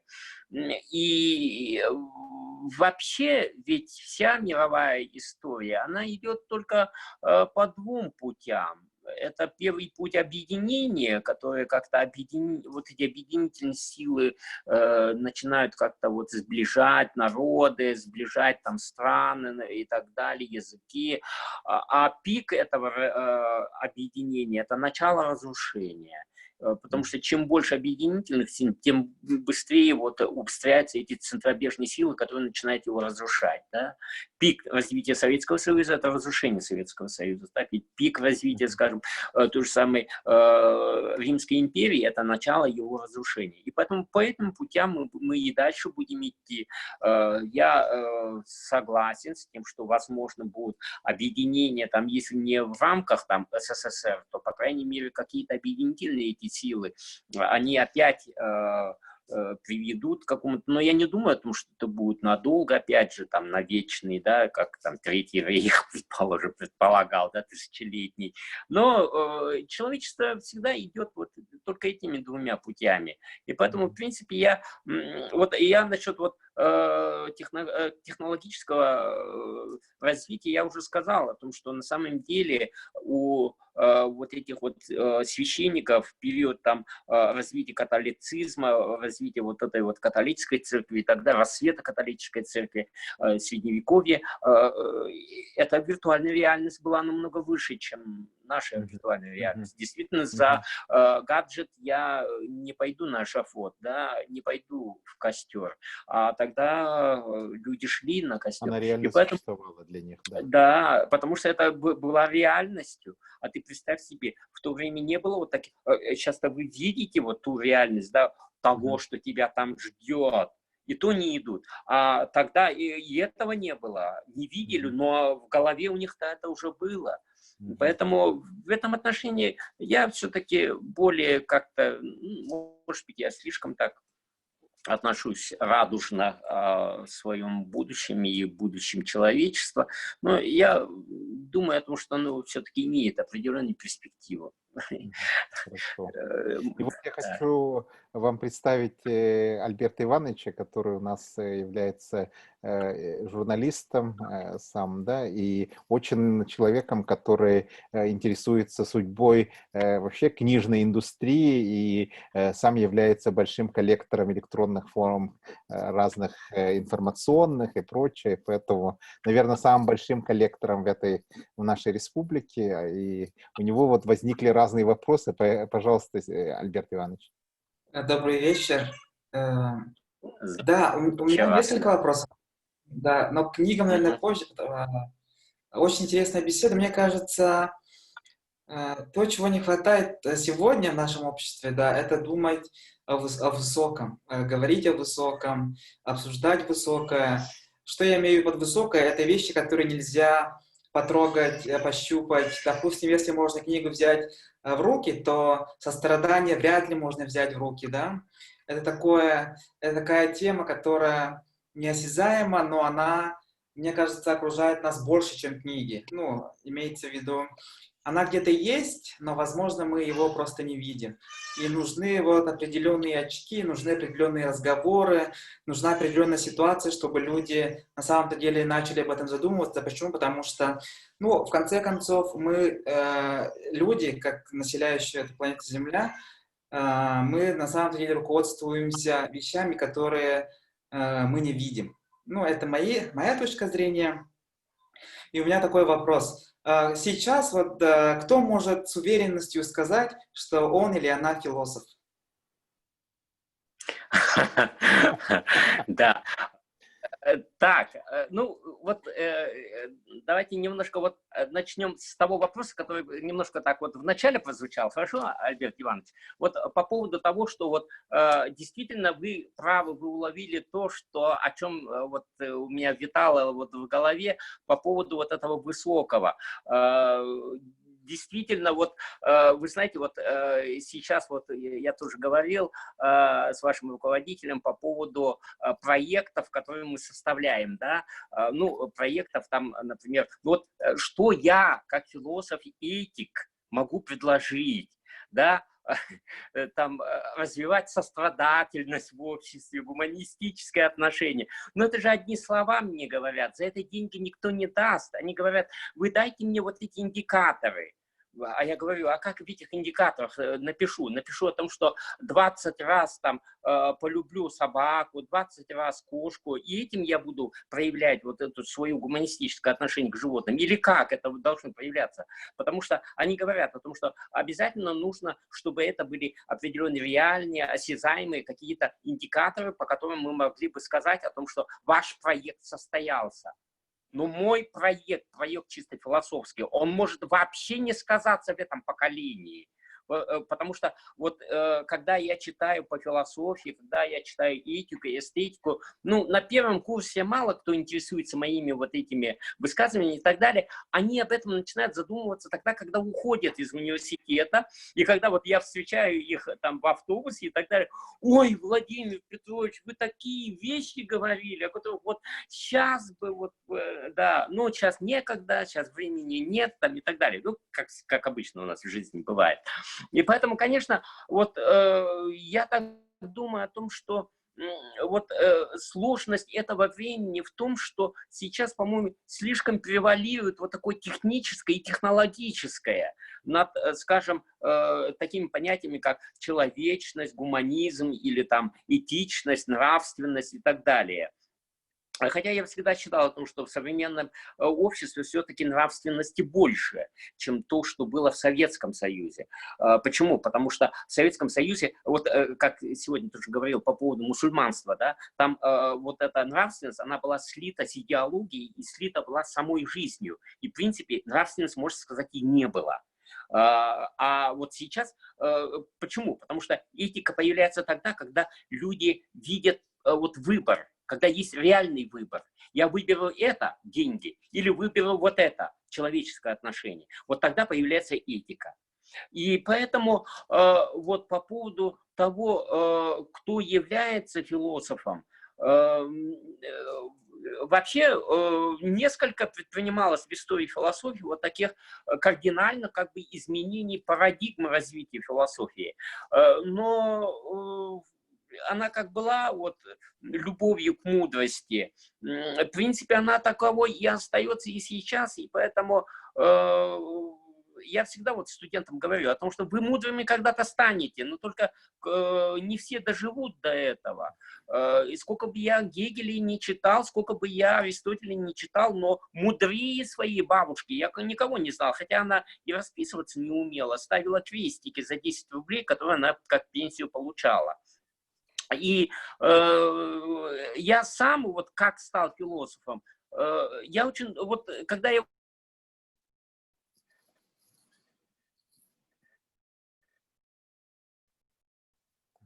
На самом интересном месте, как всегда. Да, У нас технология. Очень интересно. Да, загадочно. стать философом. Да, и я так думаю о том, что вот когда человек начинает думать вообще, не конкретно, да, а вообще, да, тогда, когда он начинает абстрагироваться, вот тогда он становится, видимо, философом. А для меня лично это произошло как-то само собой. Как-то само собой оказалось так, что я начал думать вообще. Не конкретно как-то, а вообще. И вот я даже помню, я еще не защитился, но считал себя уже почти кандидатом философских наук. Почему это произошло, я не знаю. Это, видимо, какой-то внутренний такой акт, который происходит сам по себе, и сам как-то это и с жизненным опытом, видимо, было связано. Вот я помню, что ни на первом, ни на даже 4-м курсе, ни даже когда закончил, я не думал, что я философ. Потому что какие-то все-таки иные вставали в жизни вопросы, которые я должен был решать, и поэтому они явно были не философского характера, и поэтому я вообще думал о том, что, возможно, я не буду заниматься этой философией. Это приходит со временем, когда человек понимает о том, что вот он, вот уже наступила пора. Я не знаю, почему это происходит. Да, я не знаю, я, видимо, не ответил вам, чисто по-философски ответил. Я примерно понял, да, кто может назвать себя философом. Но после защиты, после получения кандидатской, у вас не было мысли, может быть, даже полушуточно, что вы можете назвать себя кандидатом, чтобы назвать себя философом? Вот насчет кандидата, вы знаете как вот... Дело в том, что когда я писал вот эту кандидатскую диссертацию, я перед собой поставил такую задачу. Володя, надо 1 страничку в день хотя бы написать. Вот 1 страничку написать.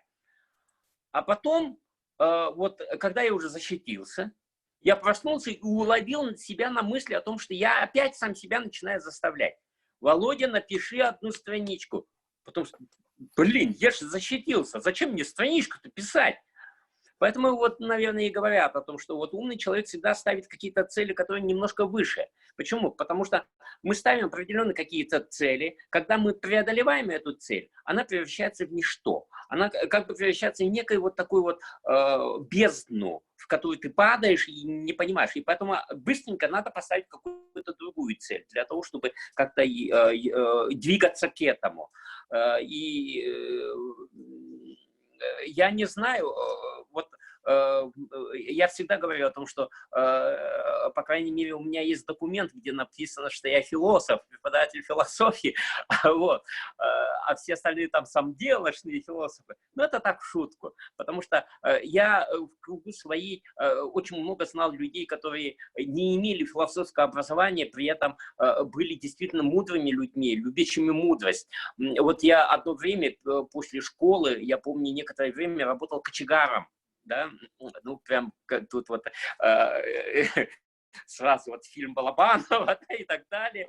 Ну, были люди определенного какого-то, наверное, вот какая-то прослойка, несколько интеллигентная, да, он действительно всегда читал книги, он всегда приносил вот на вахту, всегда был с книгой и так далее, он действительно очень много знал и очень много читал и так далее. И вот когда я даже учился, то нам вот наши профессора всегда говорили о том, что вот вы думаете, что вот через 5 лет вы станете философом, ничего подобного. И поэтому они с большим уважением относились, например, к тем людям, которые в философию приходили из других наук. Они говорили, вот он учил, например, физику, учил, а потом дошел до понимания того, что этого физического ему не хватает, и он делает вот этот шаг. И вот он действительно философ. Ведь это как, ну вот западная система образования не очень к нам подходит, но с другой стороны вот эти так называемые PhD, по-моему, это очень правильное такое решение. Почему? Потому что когда ты учишь и у тебя уже накоплены знания по своей области до достаточного уровня, а потом ты уже переваливаешь через него, ты же перестаешь быть им. Значит, ты становишься философом. И поэтому я всегда вот с уважением отношусь к тем людям, которые приходят из других наук, вот философии, потому что они настоящие действительно философы. Они те люди, которые всю жизнь там читали там Гегеля, Канта, а потом преподавали, а потом стали философами. Да? Но я немножко так по-другому отношусь ко всему этому. Я вот вот это... недавно... Да? Я вот недавно читал фразу, что это была цитата: «Биологи хотят стать математиками, математики хотят стать физиками, физики хотят стать химиками, химики хотят стать философами, а философы хотят найти работу». Да. Ну, вообще, вот вы знаете, вот у меня всегда бывает такая проблема тогда, когда я вот первокурсникам начинаю объяснять, для чего вот эта философия нужна. Почему? Потому что, казалось бы, вот в других науках более-менее как-то понятно, да, вот они там изучают его, потом достигают какого-то, и потом они становятся вот там знатоками в какой-то области. А как же с философами-то? Вот в какой-то мере, вы знаете, философия, она напоминает вот мне все-таки вот придумывание каждый раз вот велосипеда, да, мы постоянно выдумываем этот велосипед и изобретаем этот велосипед. Но главным является не факт построения вот этого велосипеда, а вот этот вот процесс. Вот этот процесс и можно назвать философией. И в этом отношении я думаю, что философия необходима для того, чтобы научить, вот, например, людей думать. Прежде всего, вот что ставится в первую очередь. Потому что, вот, кстати, я вот смотрю вот, учебники по обществознанию, потому что я иногда вот занимаюсь там обществознанием со школьниками и так далее, и я заметил, потому что там философия объясняется совершенно не так, как сегодня вообще представляется сама по себе философия. Там написано, потому что это наука о наиболее общих законах развития там, мира всего, да, природы, общества, человека и его сознания. На самом деле это дефиниция, которая определяет диалектический материализм, то есть философию развития, а не саму философию. Поэтому на самом деле философия это ведь желание думать просто, задумываться, посмотреть на какие-то проблемы с другой стороны. Вот когда вы действительно там физик, а потом начинаете как-то с другой стороны на все это смотреть, вы уже становитесь философом. Потому что вы уже преодолеваете вот эту тягу к физике, предположим, да, уходите от тех законов, которые там объясняют физическое. А вот с развитием, вот мы очень много говорили про технологии. Вот с развитием технологий, это нужда философии, по вашему взгляду, для людей, для всех людей стала больше или меньше? Вот я хотел как раз вот эту мысль немножко вот там не досказал, видимо.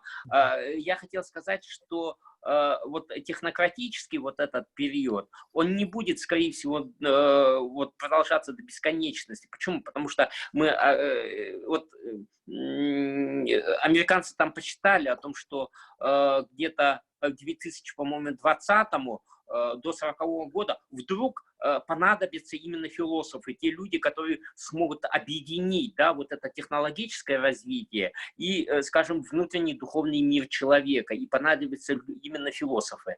Я не знаю, доживу до этого времени, не доживу, но вот мне бы очень хотелось, чтобы вот этот мир технократический, чисто вот когда мы представляем о том, что вся наша жизнь это всего лишь технология, а вот внутренний какой-то духовный мир ставится уже как бы во вторую очередь, чтобы он прошел, чтобы мы поняли о том, что это взаимосвязано друг с другом, и одно без другого обойтись не может. И поэтому, ну, некоторое такое объединение, по-моему, происходит, хотя я очень плохо представляю, как будут защищать, например, докторские или кандидатские диссертации священники, да, в тех диссертационных комиссиях, которые советах, которые у нас существуют, с их советским таким взглядом на мир, диалектико-материалистическим и историческим таким взглядом. Ну, не знаю, возможно, это и будет какое-то объединение, но должно быть, состояться это объединение. Хотя, конечно, технологии все равно и дальше будут развиваться, но только я так думаю о том, что мы слишком увлекаемся иногда вот технической стороной. Поэтому вот эта вот культура и цивилизация, мы сейчас больше цивилизованно развиваемся, но вот культура, по-моему, отстает. Да, вот по части, где вы сказали, что мы слишком увлекаемся, я должен буду с вами согласиться. Почему? Потому что у меня всегда было такое ощущение, что мы как-то не очень подготовлены, имеется в виду философски, встретили вот этот технологический бум. А вот можете, пожалуйста, вот объяснить, что такое вот именно философская подготовленность человека? К сожалению, объяснить это слишком сложно, наверное, потому что я сам тоже к философии двигался очень таким витиеватым путем, хотя, конечно, вот сейчас я могу сказать о том, что вся жизнь моя предполагала тому, чтобы это единственное, чем я могу, оказывается, заниматься в этой жизни. Ну, как... Я не думаю о том, что это обязательно должно быть какое-то обучение, потому что философия очень важным является в том числе и жизненный опыт.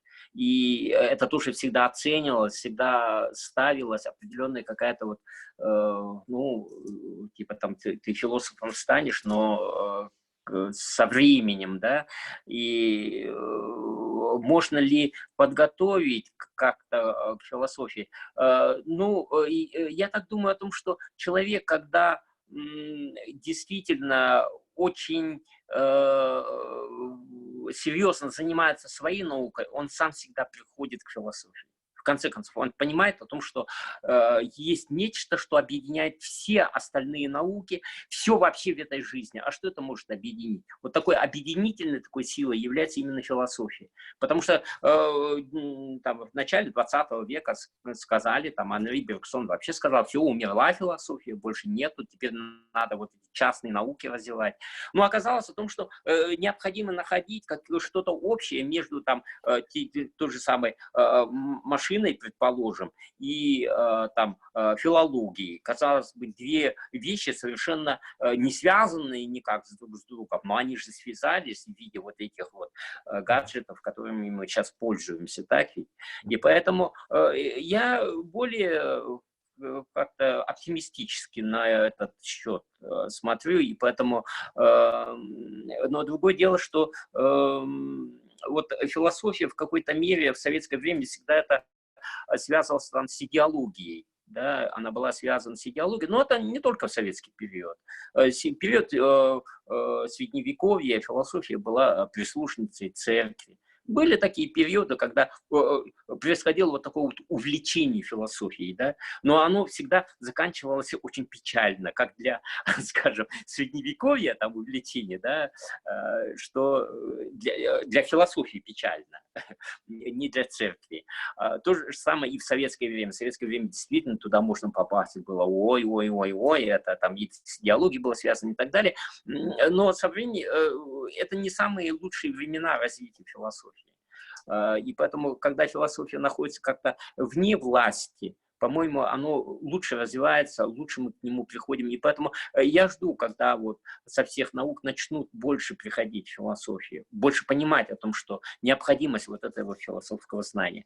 Пока мы, к сожалению или к счастью, находимся на уровне, когда сейчас у власти стоят технологи, да, технократы больше всего, так, ведь, которые требуют от тебя каких-то этих цифр, каких-то осязаемых, каких-то результатов и так далее. Как я могу обеспечить результат? Мне говорят, вот вот математики нам сказали, они должны знать вот то, да, вот эту теорему, вот это. А как я могу это прогнозировать? То же самое вот к ЕГЭ, да. Я не могу по тестам узнать, есть ли у человека философское мышление, если у него историческое мышление, так ведь это можно только лишь разговаривать с человеком ведь узнать, каково оно. И поэтому, да. Да, человек, который очень долго занимались в ЕГЭ, да, вы можете сказать, что когда-нибудь школьники будут писать ЕГЭ по философии? Да, это будет конец ЕГЭ. Потому что я вот когда работал в ЕГЭ, я всегда говорил, что я пока работаю в ЕГЭ, я буду за ЕГЭ, а как-то я только перестану работать, я буду против ЕГЭ.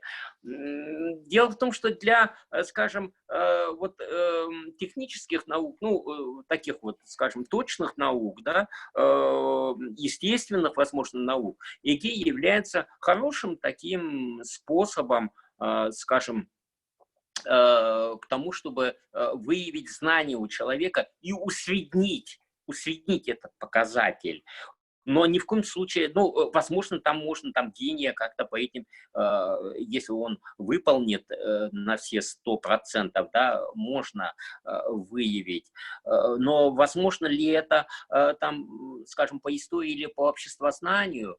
Вот я помню, в одном из вот этих ответов ребенок написал следующее. Он практически всю историю Великой Отечественной рассказал. Практически все вот эти. Но не написал самого главного. Там должно было быть написано просто слово «Великая Отечественная война 1941-1945». Этого он не написал. И поэтому ему не посчитали баллы. Потому что именно это было неким индикатором, да, вот этим показателем измерительным, по которому можно было судить. И поэтому я не думаю о том, что с помощью ЕГЭ я смогу узнать, есть у человека, скажем, ну, там, философское мышление, да, предположим. Это невозможно, по-моему, узнать. И поэтому я чем дальше я живу, чем больше сомневаюсь, если бы я родился сейчас, я смог бы поступить на философский факультет. Но я очень сомневаюсь в этом. А если бы вы сегодня встретили вот себя, вот 20-летнего, да, вот через камеру сидите вы 20-летний, что бы вы сказали себе самому 20-летнему? Вот через веб-камеру. Воруй, Володя, воруй. Я шучу. Вот. Но вы знаете, просто люди ведь, живя в какой-то своей эпохе, они не знают, в какой это эпохе они живут.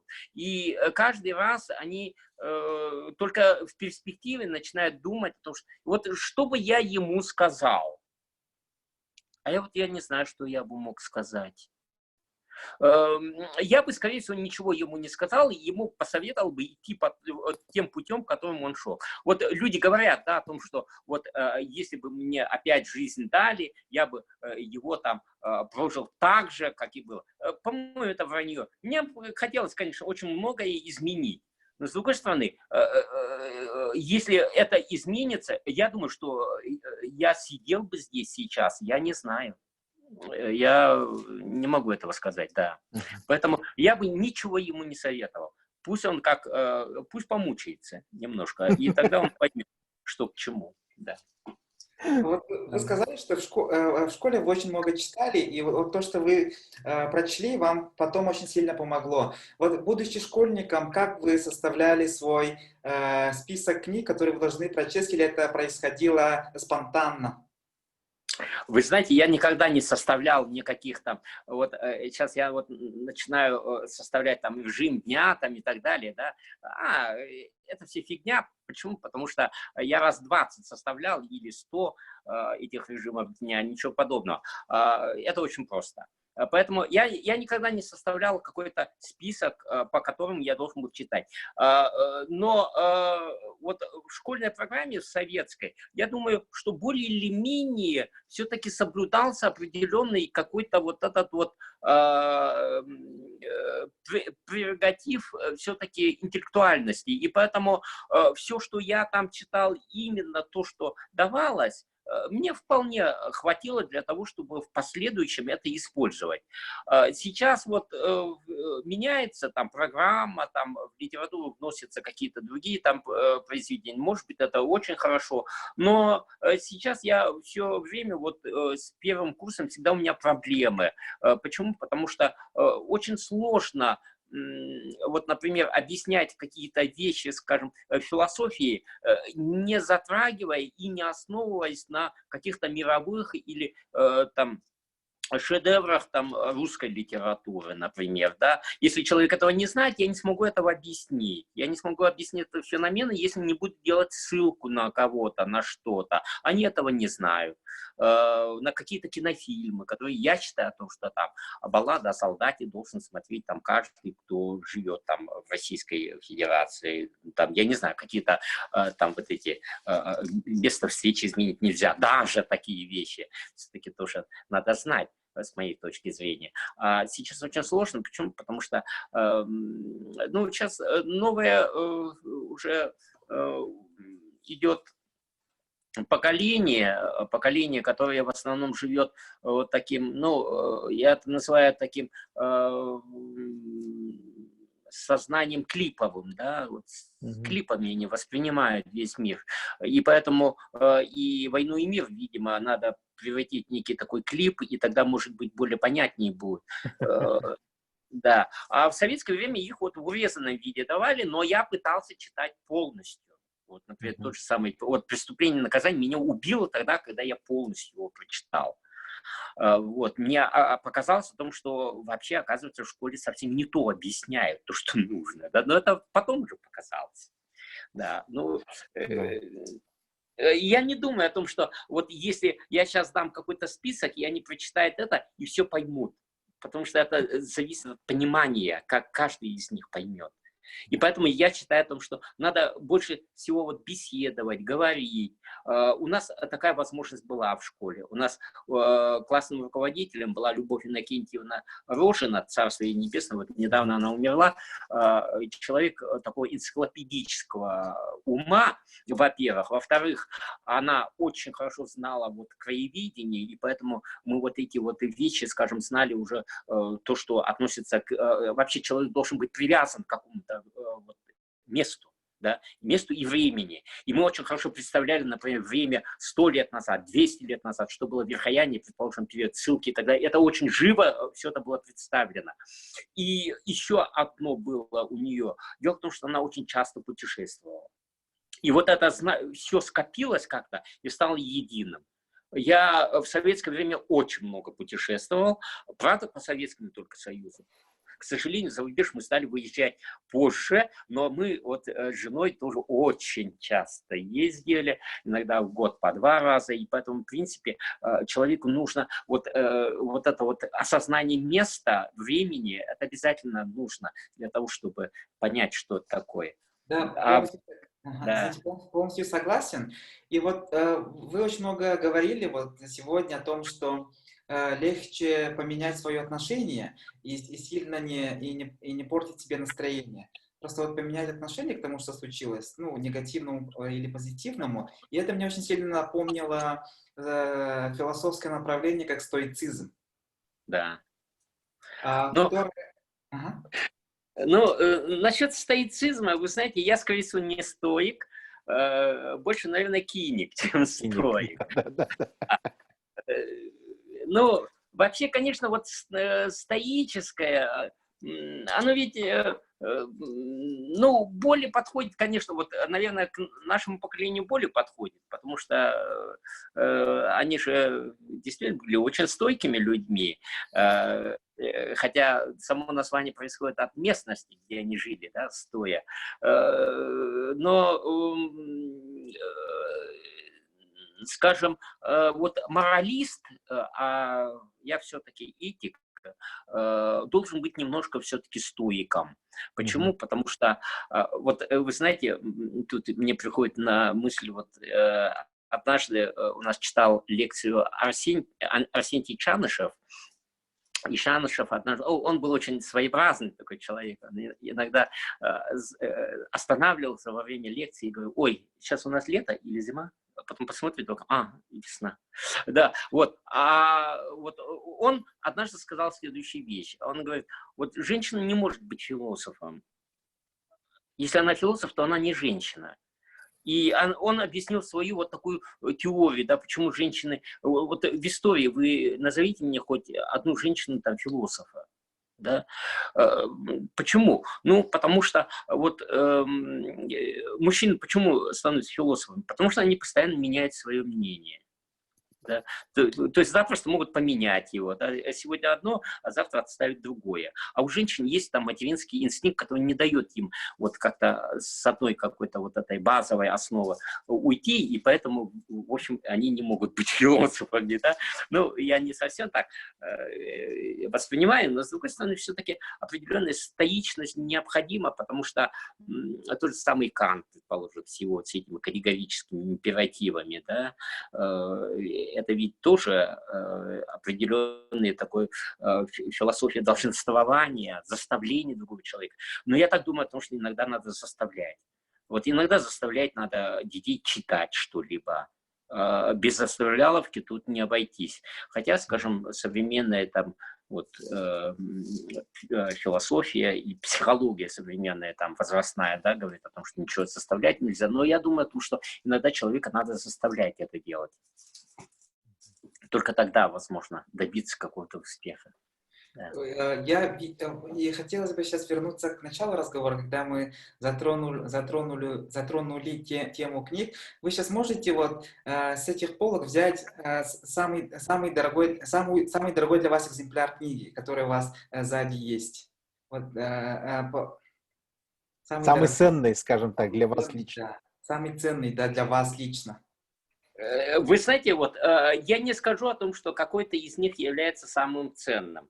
Почему? Потому что на каждом, вот, скажем, этапе, да, своей жизни я всегда беру то, что мне сейчас необходимо. Да? Сейчас я могу взять ту книгу, которая здесь лежит. Вот, антропология феноменологии, да, вот это вот то, что сейчас мне вот хотелось бы немножко почитать, и поэтому оно сейчас вот лежит,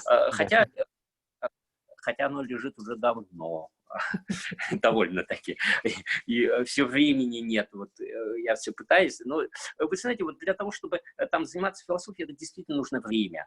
И время довольно-таки много, потому что тут не только читаешь, да, и при том, когда ты читаешь, ты же споришь с этим человеком. Я в этом отношении вот не согласен там, с Сократом все-таки. Ты споришь с ним, и постоянно в этом споре рождается и твоя мысль. И в этом отношении философия дает очень большую возможность человеку думать, воображать.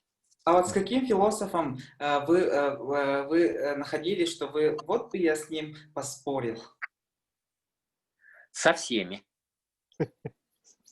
А есть такой, кто больше всего вызывал у вас, когда вы читаете книгу, да, больше всего вызывал у вас спор? Кант.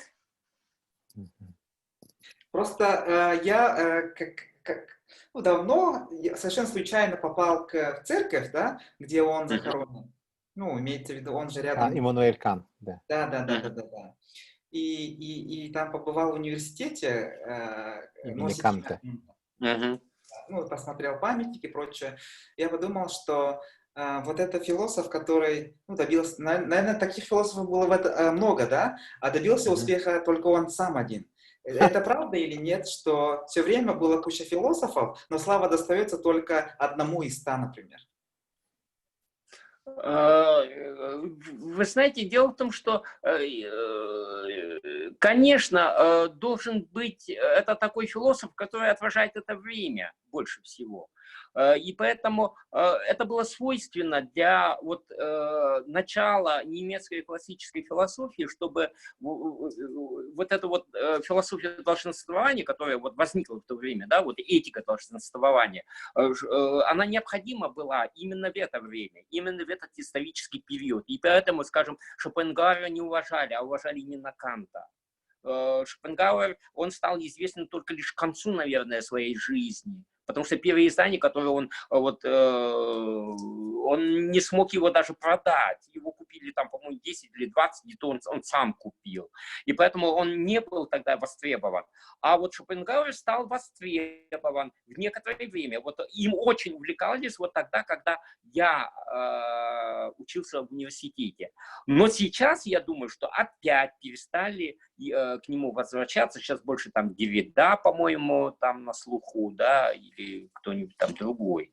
И почему я это спрашиваю, почему я заговорил об этом, это то, что сейчас, возможно, я ошибаюсь, но у меня такое ощущение, что сейчас тяга к тому, чтобы стать известным, больше, чем когда-либо было до этого. Допустим, мы можем взять отдельно взятого человека, где угодно может жить, и у него все равно возникали мысли, что вот бы стать знаменитым. Или это не так сейчас?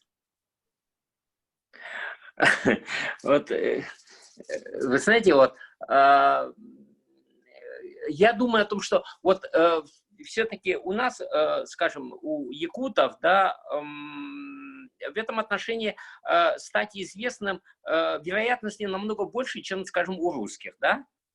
Так ведь? Почему? Ну, в силу того, что якутов мало, так ведь, чисто численно. Вот однажды я познакомился с одним китайцем. Вот китайцы только-только стали приезжать в университет, я познакомился с ним, и мне сказали о том, что вот этот китаец поэт. Мы пошли к нему, я в то время работал еще комендантом, я пришел к нему, вот поэта, да, вот китайского посмотреть. И вот дернуло меня, вот когда разговорились, я у него спрашиваю, говорю, вот где вы печатались? Ну, он что-то там назвал, я думал о том, что назовет там, я не знаю, газету, Жинбао, там что-нибудь такое. Да? Он ничего такого не сказал, а я говорю, а каким тиражом выходит вот это? Для меня поэт это известный поэт, да, где вот миллиард человек, китайцев, знают его имя. Он сказал, это не имеет никакого значения типа. Как это так, не имеет значения? А вот в этом отношении китайцы очень отличаются от нас, тем, что они несколько вот самодостаточны. сами по себе. Им не нужно никакого такого признания, например, да. По-моему, это какой-то вот от нас идет некоторый такой, не знаю, комплекс какого-то вот малого народа, да, который хочет, чтобы о нем там сказали там, и так далее. А он говорит, нет, я просто поэт, и все. Что вы еще от меня хотите, да? Я, представляете, вы поэтом, и мне этого вполне достаточно. Я думаю, что у нас немножко не хватает вот этой самодостаточности, о том, что я философ. Ну, кто-то меня вот действительно философ, может, и не признает, потому что я все больше в последнее время занимаюсь несколько иными вещами, вот. Но это какое-то состояние души, наверное, философ. Поэтому в этом отношении, конечно, философия – это очень странная такая наука. Некоторые даже говорят о том, что это даже не наука, так? Хотя я говорю, что это наука. Но тут можно поспорить. Вот. Ну, да. Спасибо. Слово Василий Климович, наверное, потому что у нас... Да. И вот такой момент, да, так сказать. Ну, это исключительно интересный был, как говорится, разговор сегодня. И много чего мы начали вспоминать, да, так сказать. И тут в конце там даже вспомнили и про Канта, мы вспомнили, да, так сказать, и то, что он где похоронен, да, так сказать, кафедральный собор на острове, да, этот знаменитый. И 7 мостов Кёнигсберга, которых нет, да, так сказать. Ну, вот такие темы, да, и человек, который там 80 лет жил в одном городе, никуда не уезжал, и который все время ходил в одно и то же время там, да, на прогулку. И вот он был великим философом. И фактически, я не знаю, насколько он был человеколюбимым, имеется в виду, насколько часто он общался с людьми, да, простыми, или он просто не общался с людьми, да, этого я не знаю, но фактически у нас же всегда мы очень хорошо ко всему вот относимся, да, и как говорил Шекспир, да, так сказать, мы полны молока человеческой доброты, да, так сказать, ну вот это наше как бы внутреннее состояние, и тут и отношение к женщинам тут же появилось, да, так сказать, мадам Макбет, да, так сказать, и прочее, тут же, да, сразу, вот есть как злой гений, да, фактически получается так, но и тут сразу очень много моментов возникает, да, каким образом. Но то, что мы поняли, это у человека может быть невероятно разнообразный опыт его и карьеры, да, образовательной траектории. И невозможно задать, каким образом оно может завершиться или каким берегам ваш корабль может предстать. Но факт тот, что это все отражение и вашего характера, как человека, который умеет находить общие слова с другими людьми, открыто смотрит на мир, общается, узнает много. И это, в конце концов, является тем результатом, который отражает вас как человека и прочее.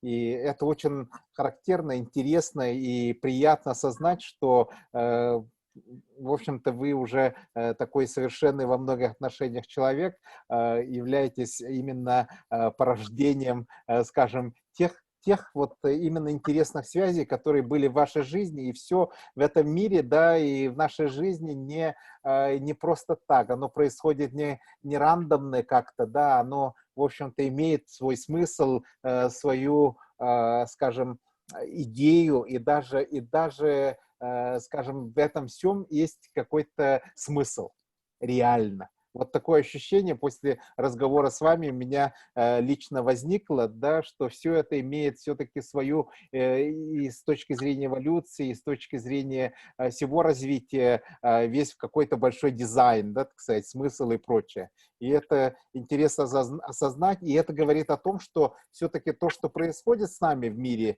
имеется в виду все эти технологические прорывы и прочее, все равно, в конце концов, оно имеет какой-то смысл, оно устаканится, и какие-то вещи придут взамен, То есть автобус не уехал, остановка, как говорится, существует, и новый автобус тоже придет, и новые поколения людей могут дальше развиваться и прочее. Поэтому это, мне кажется, очень оптимистическая позиция, которую вы нам сегодня рассказали, да, кстати, и мне вот лично это очень понравилось.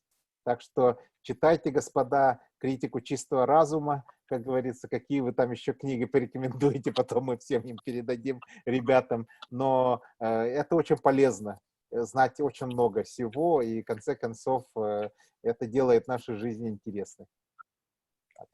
Да, и я тоже хотел бы от себя сказать следующее, что мне тоже очень понравилось. Почему? Потому что я когда-то давным-давно читал книгу, что великие люди, их величие в том, что они заставляют чувствовать вас таким же. И когда я с вами общался, у меня было такое чувство, что я вот такой самодостаточный человек, и это было такое чувство, очень приятное чувство. И, естественно, вопросы не заканчиваются. Но вы вначале сказали, что вы 9 засыпаете, а мы вас держим уже 2,5 часа. Поэтому хотелось бы сейчас перейти к блиц-опросу, потому что в Это конце... финальная тема, да. Да, финальная тема. Мы составили вопросы, несколько вопросов, там буквально 10 вопросов. Ну, они полушуточные, потому что мы задаем вам вопрос, там 2 варианта ответа, вы выбираете вариант, который больше всего вам близок. Тогда начинаем, да? Хорошо. Хорошо. Так, я тут подготовил и должен буду настроить. Хорошо. 1, 2, 3, начинаем. Кто умнее, кошки или собаки? Собаки, конечно. Еда или сон? Сон. Чай или кофе? Кофе сейчас. Утро или вечер? Утро. Пельмени или шашлыки? Ни то, ни другое. Шашлык, ладно. Театр или кино? Театр. Море или горы? Море. Бег или плавание? Плавание. Велосипед или лыжи? Велосипед. 3 философа всех времен и народов. Кант, Сократ, Гегель. Лучшая книга про философию. Лучшая книга — Библия. Ваш любимый девиз или цитата? Все будет хорошо. И завершающий вопрос. В чем смысл жизни одним словом? В самом смысле, осмыслении. Спасибо большое. Это был Спасибо. блиц-опрос. Благодарю за ваши ответы. Замечательно. Спасибо большое. У меня есть вот маленькое, наверное, я подытожу все, да. Да, немножко так вот расскажу. Дело в том, что действительно на первом курсе мы жили вот втроем, и вот этот Игорь Чубаров жил, который сейчас считается одним из вот двигателей вот этой так называемой антропоцентризма. И вот он в то время, во второй половине года он практически не жил, потому что он жил в городе. Он там работал дворником и получил квартиру, поэтому практически не жил. Но он приносил всегда вот эти книги. И вот однажды я увидел, да, на полке он приносил, в то время не было книг, скажем, по православию, он всегда их приносил. И вот однажды, когда его не было, я достал одну из книг, прочитал и ничего не понял. Ну, вообще ничего не понял. И вы представляете, человек поступил в МГУ, да, на философский факультет. Я 2 недели вообще находился в такой прострации. Я думал, какой же я балбес. Нафига я полез в этот философский? Поступил бы какой-нибудь медпед, мне было бы легче. И вот, когда он появился, я у него спросил: Игорь, знаешь что, извини, конечно, когда тебя не было, я достал вот одну книгу, прочитал полстраницы и ничего не понял. На что он сказал вот ужасно классную вещь. Он сказал: Володя, я тебе признаюсь, если я прочитаю полстраницы, я тоже ничего не понимаю. И даже когда полкниги прочитаю, мне не все понятно. А когда я заканчиваю эту книгу, мне кажется, что я что-то понял. Неужели ты читаешь только те книги, которые тебе ясны с начала до конца? Тогда каждый день читай вот «Приключения там, Незнайки», например, да? Ну, читай его изо дня в день. И что? И поэтому я предлагаю ребятам всегда читать то, что непонятно. И вот если вы заставите себя прочитать до конца и что-то в нем поймете, это будет благом. Надо читать все-таки. И читать то, что непонятно.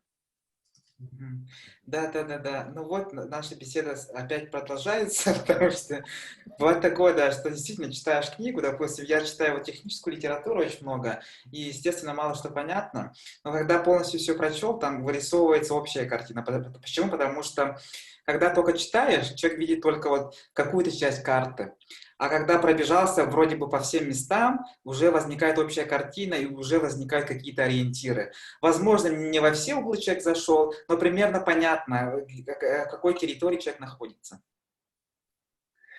С техническим у меня то же самое. Я ничего не понимаю, постоянно мне присылают эти инструкции, я ничего не понимаю. Я просто общий какой-то чисто философский взгляд выстраиваю, и мне этого пока хватает, по крайней мере.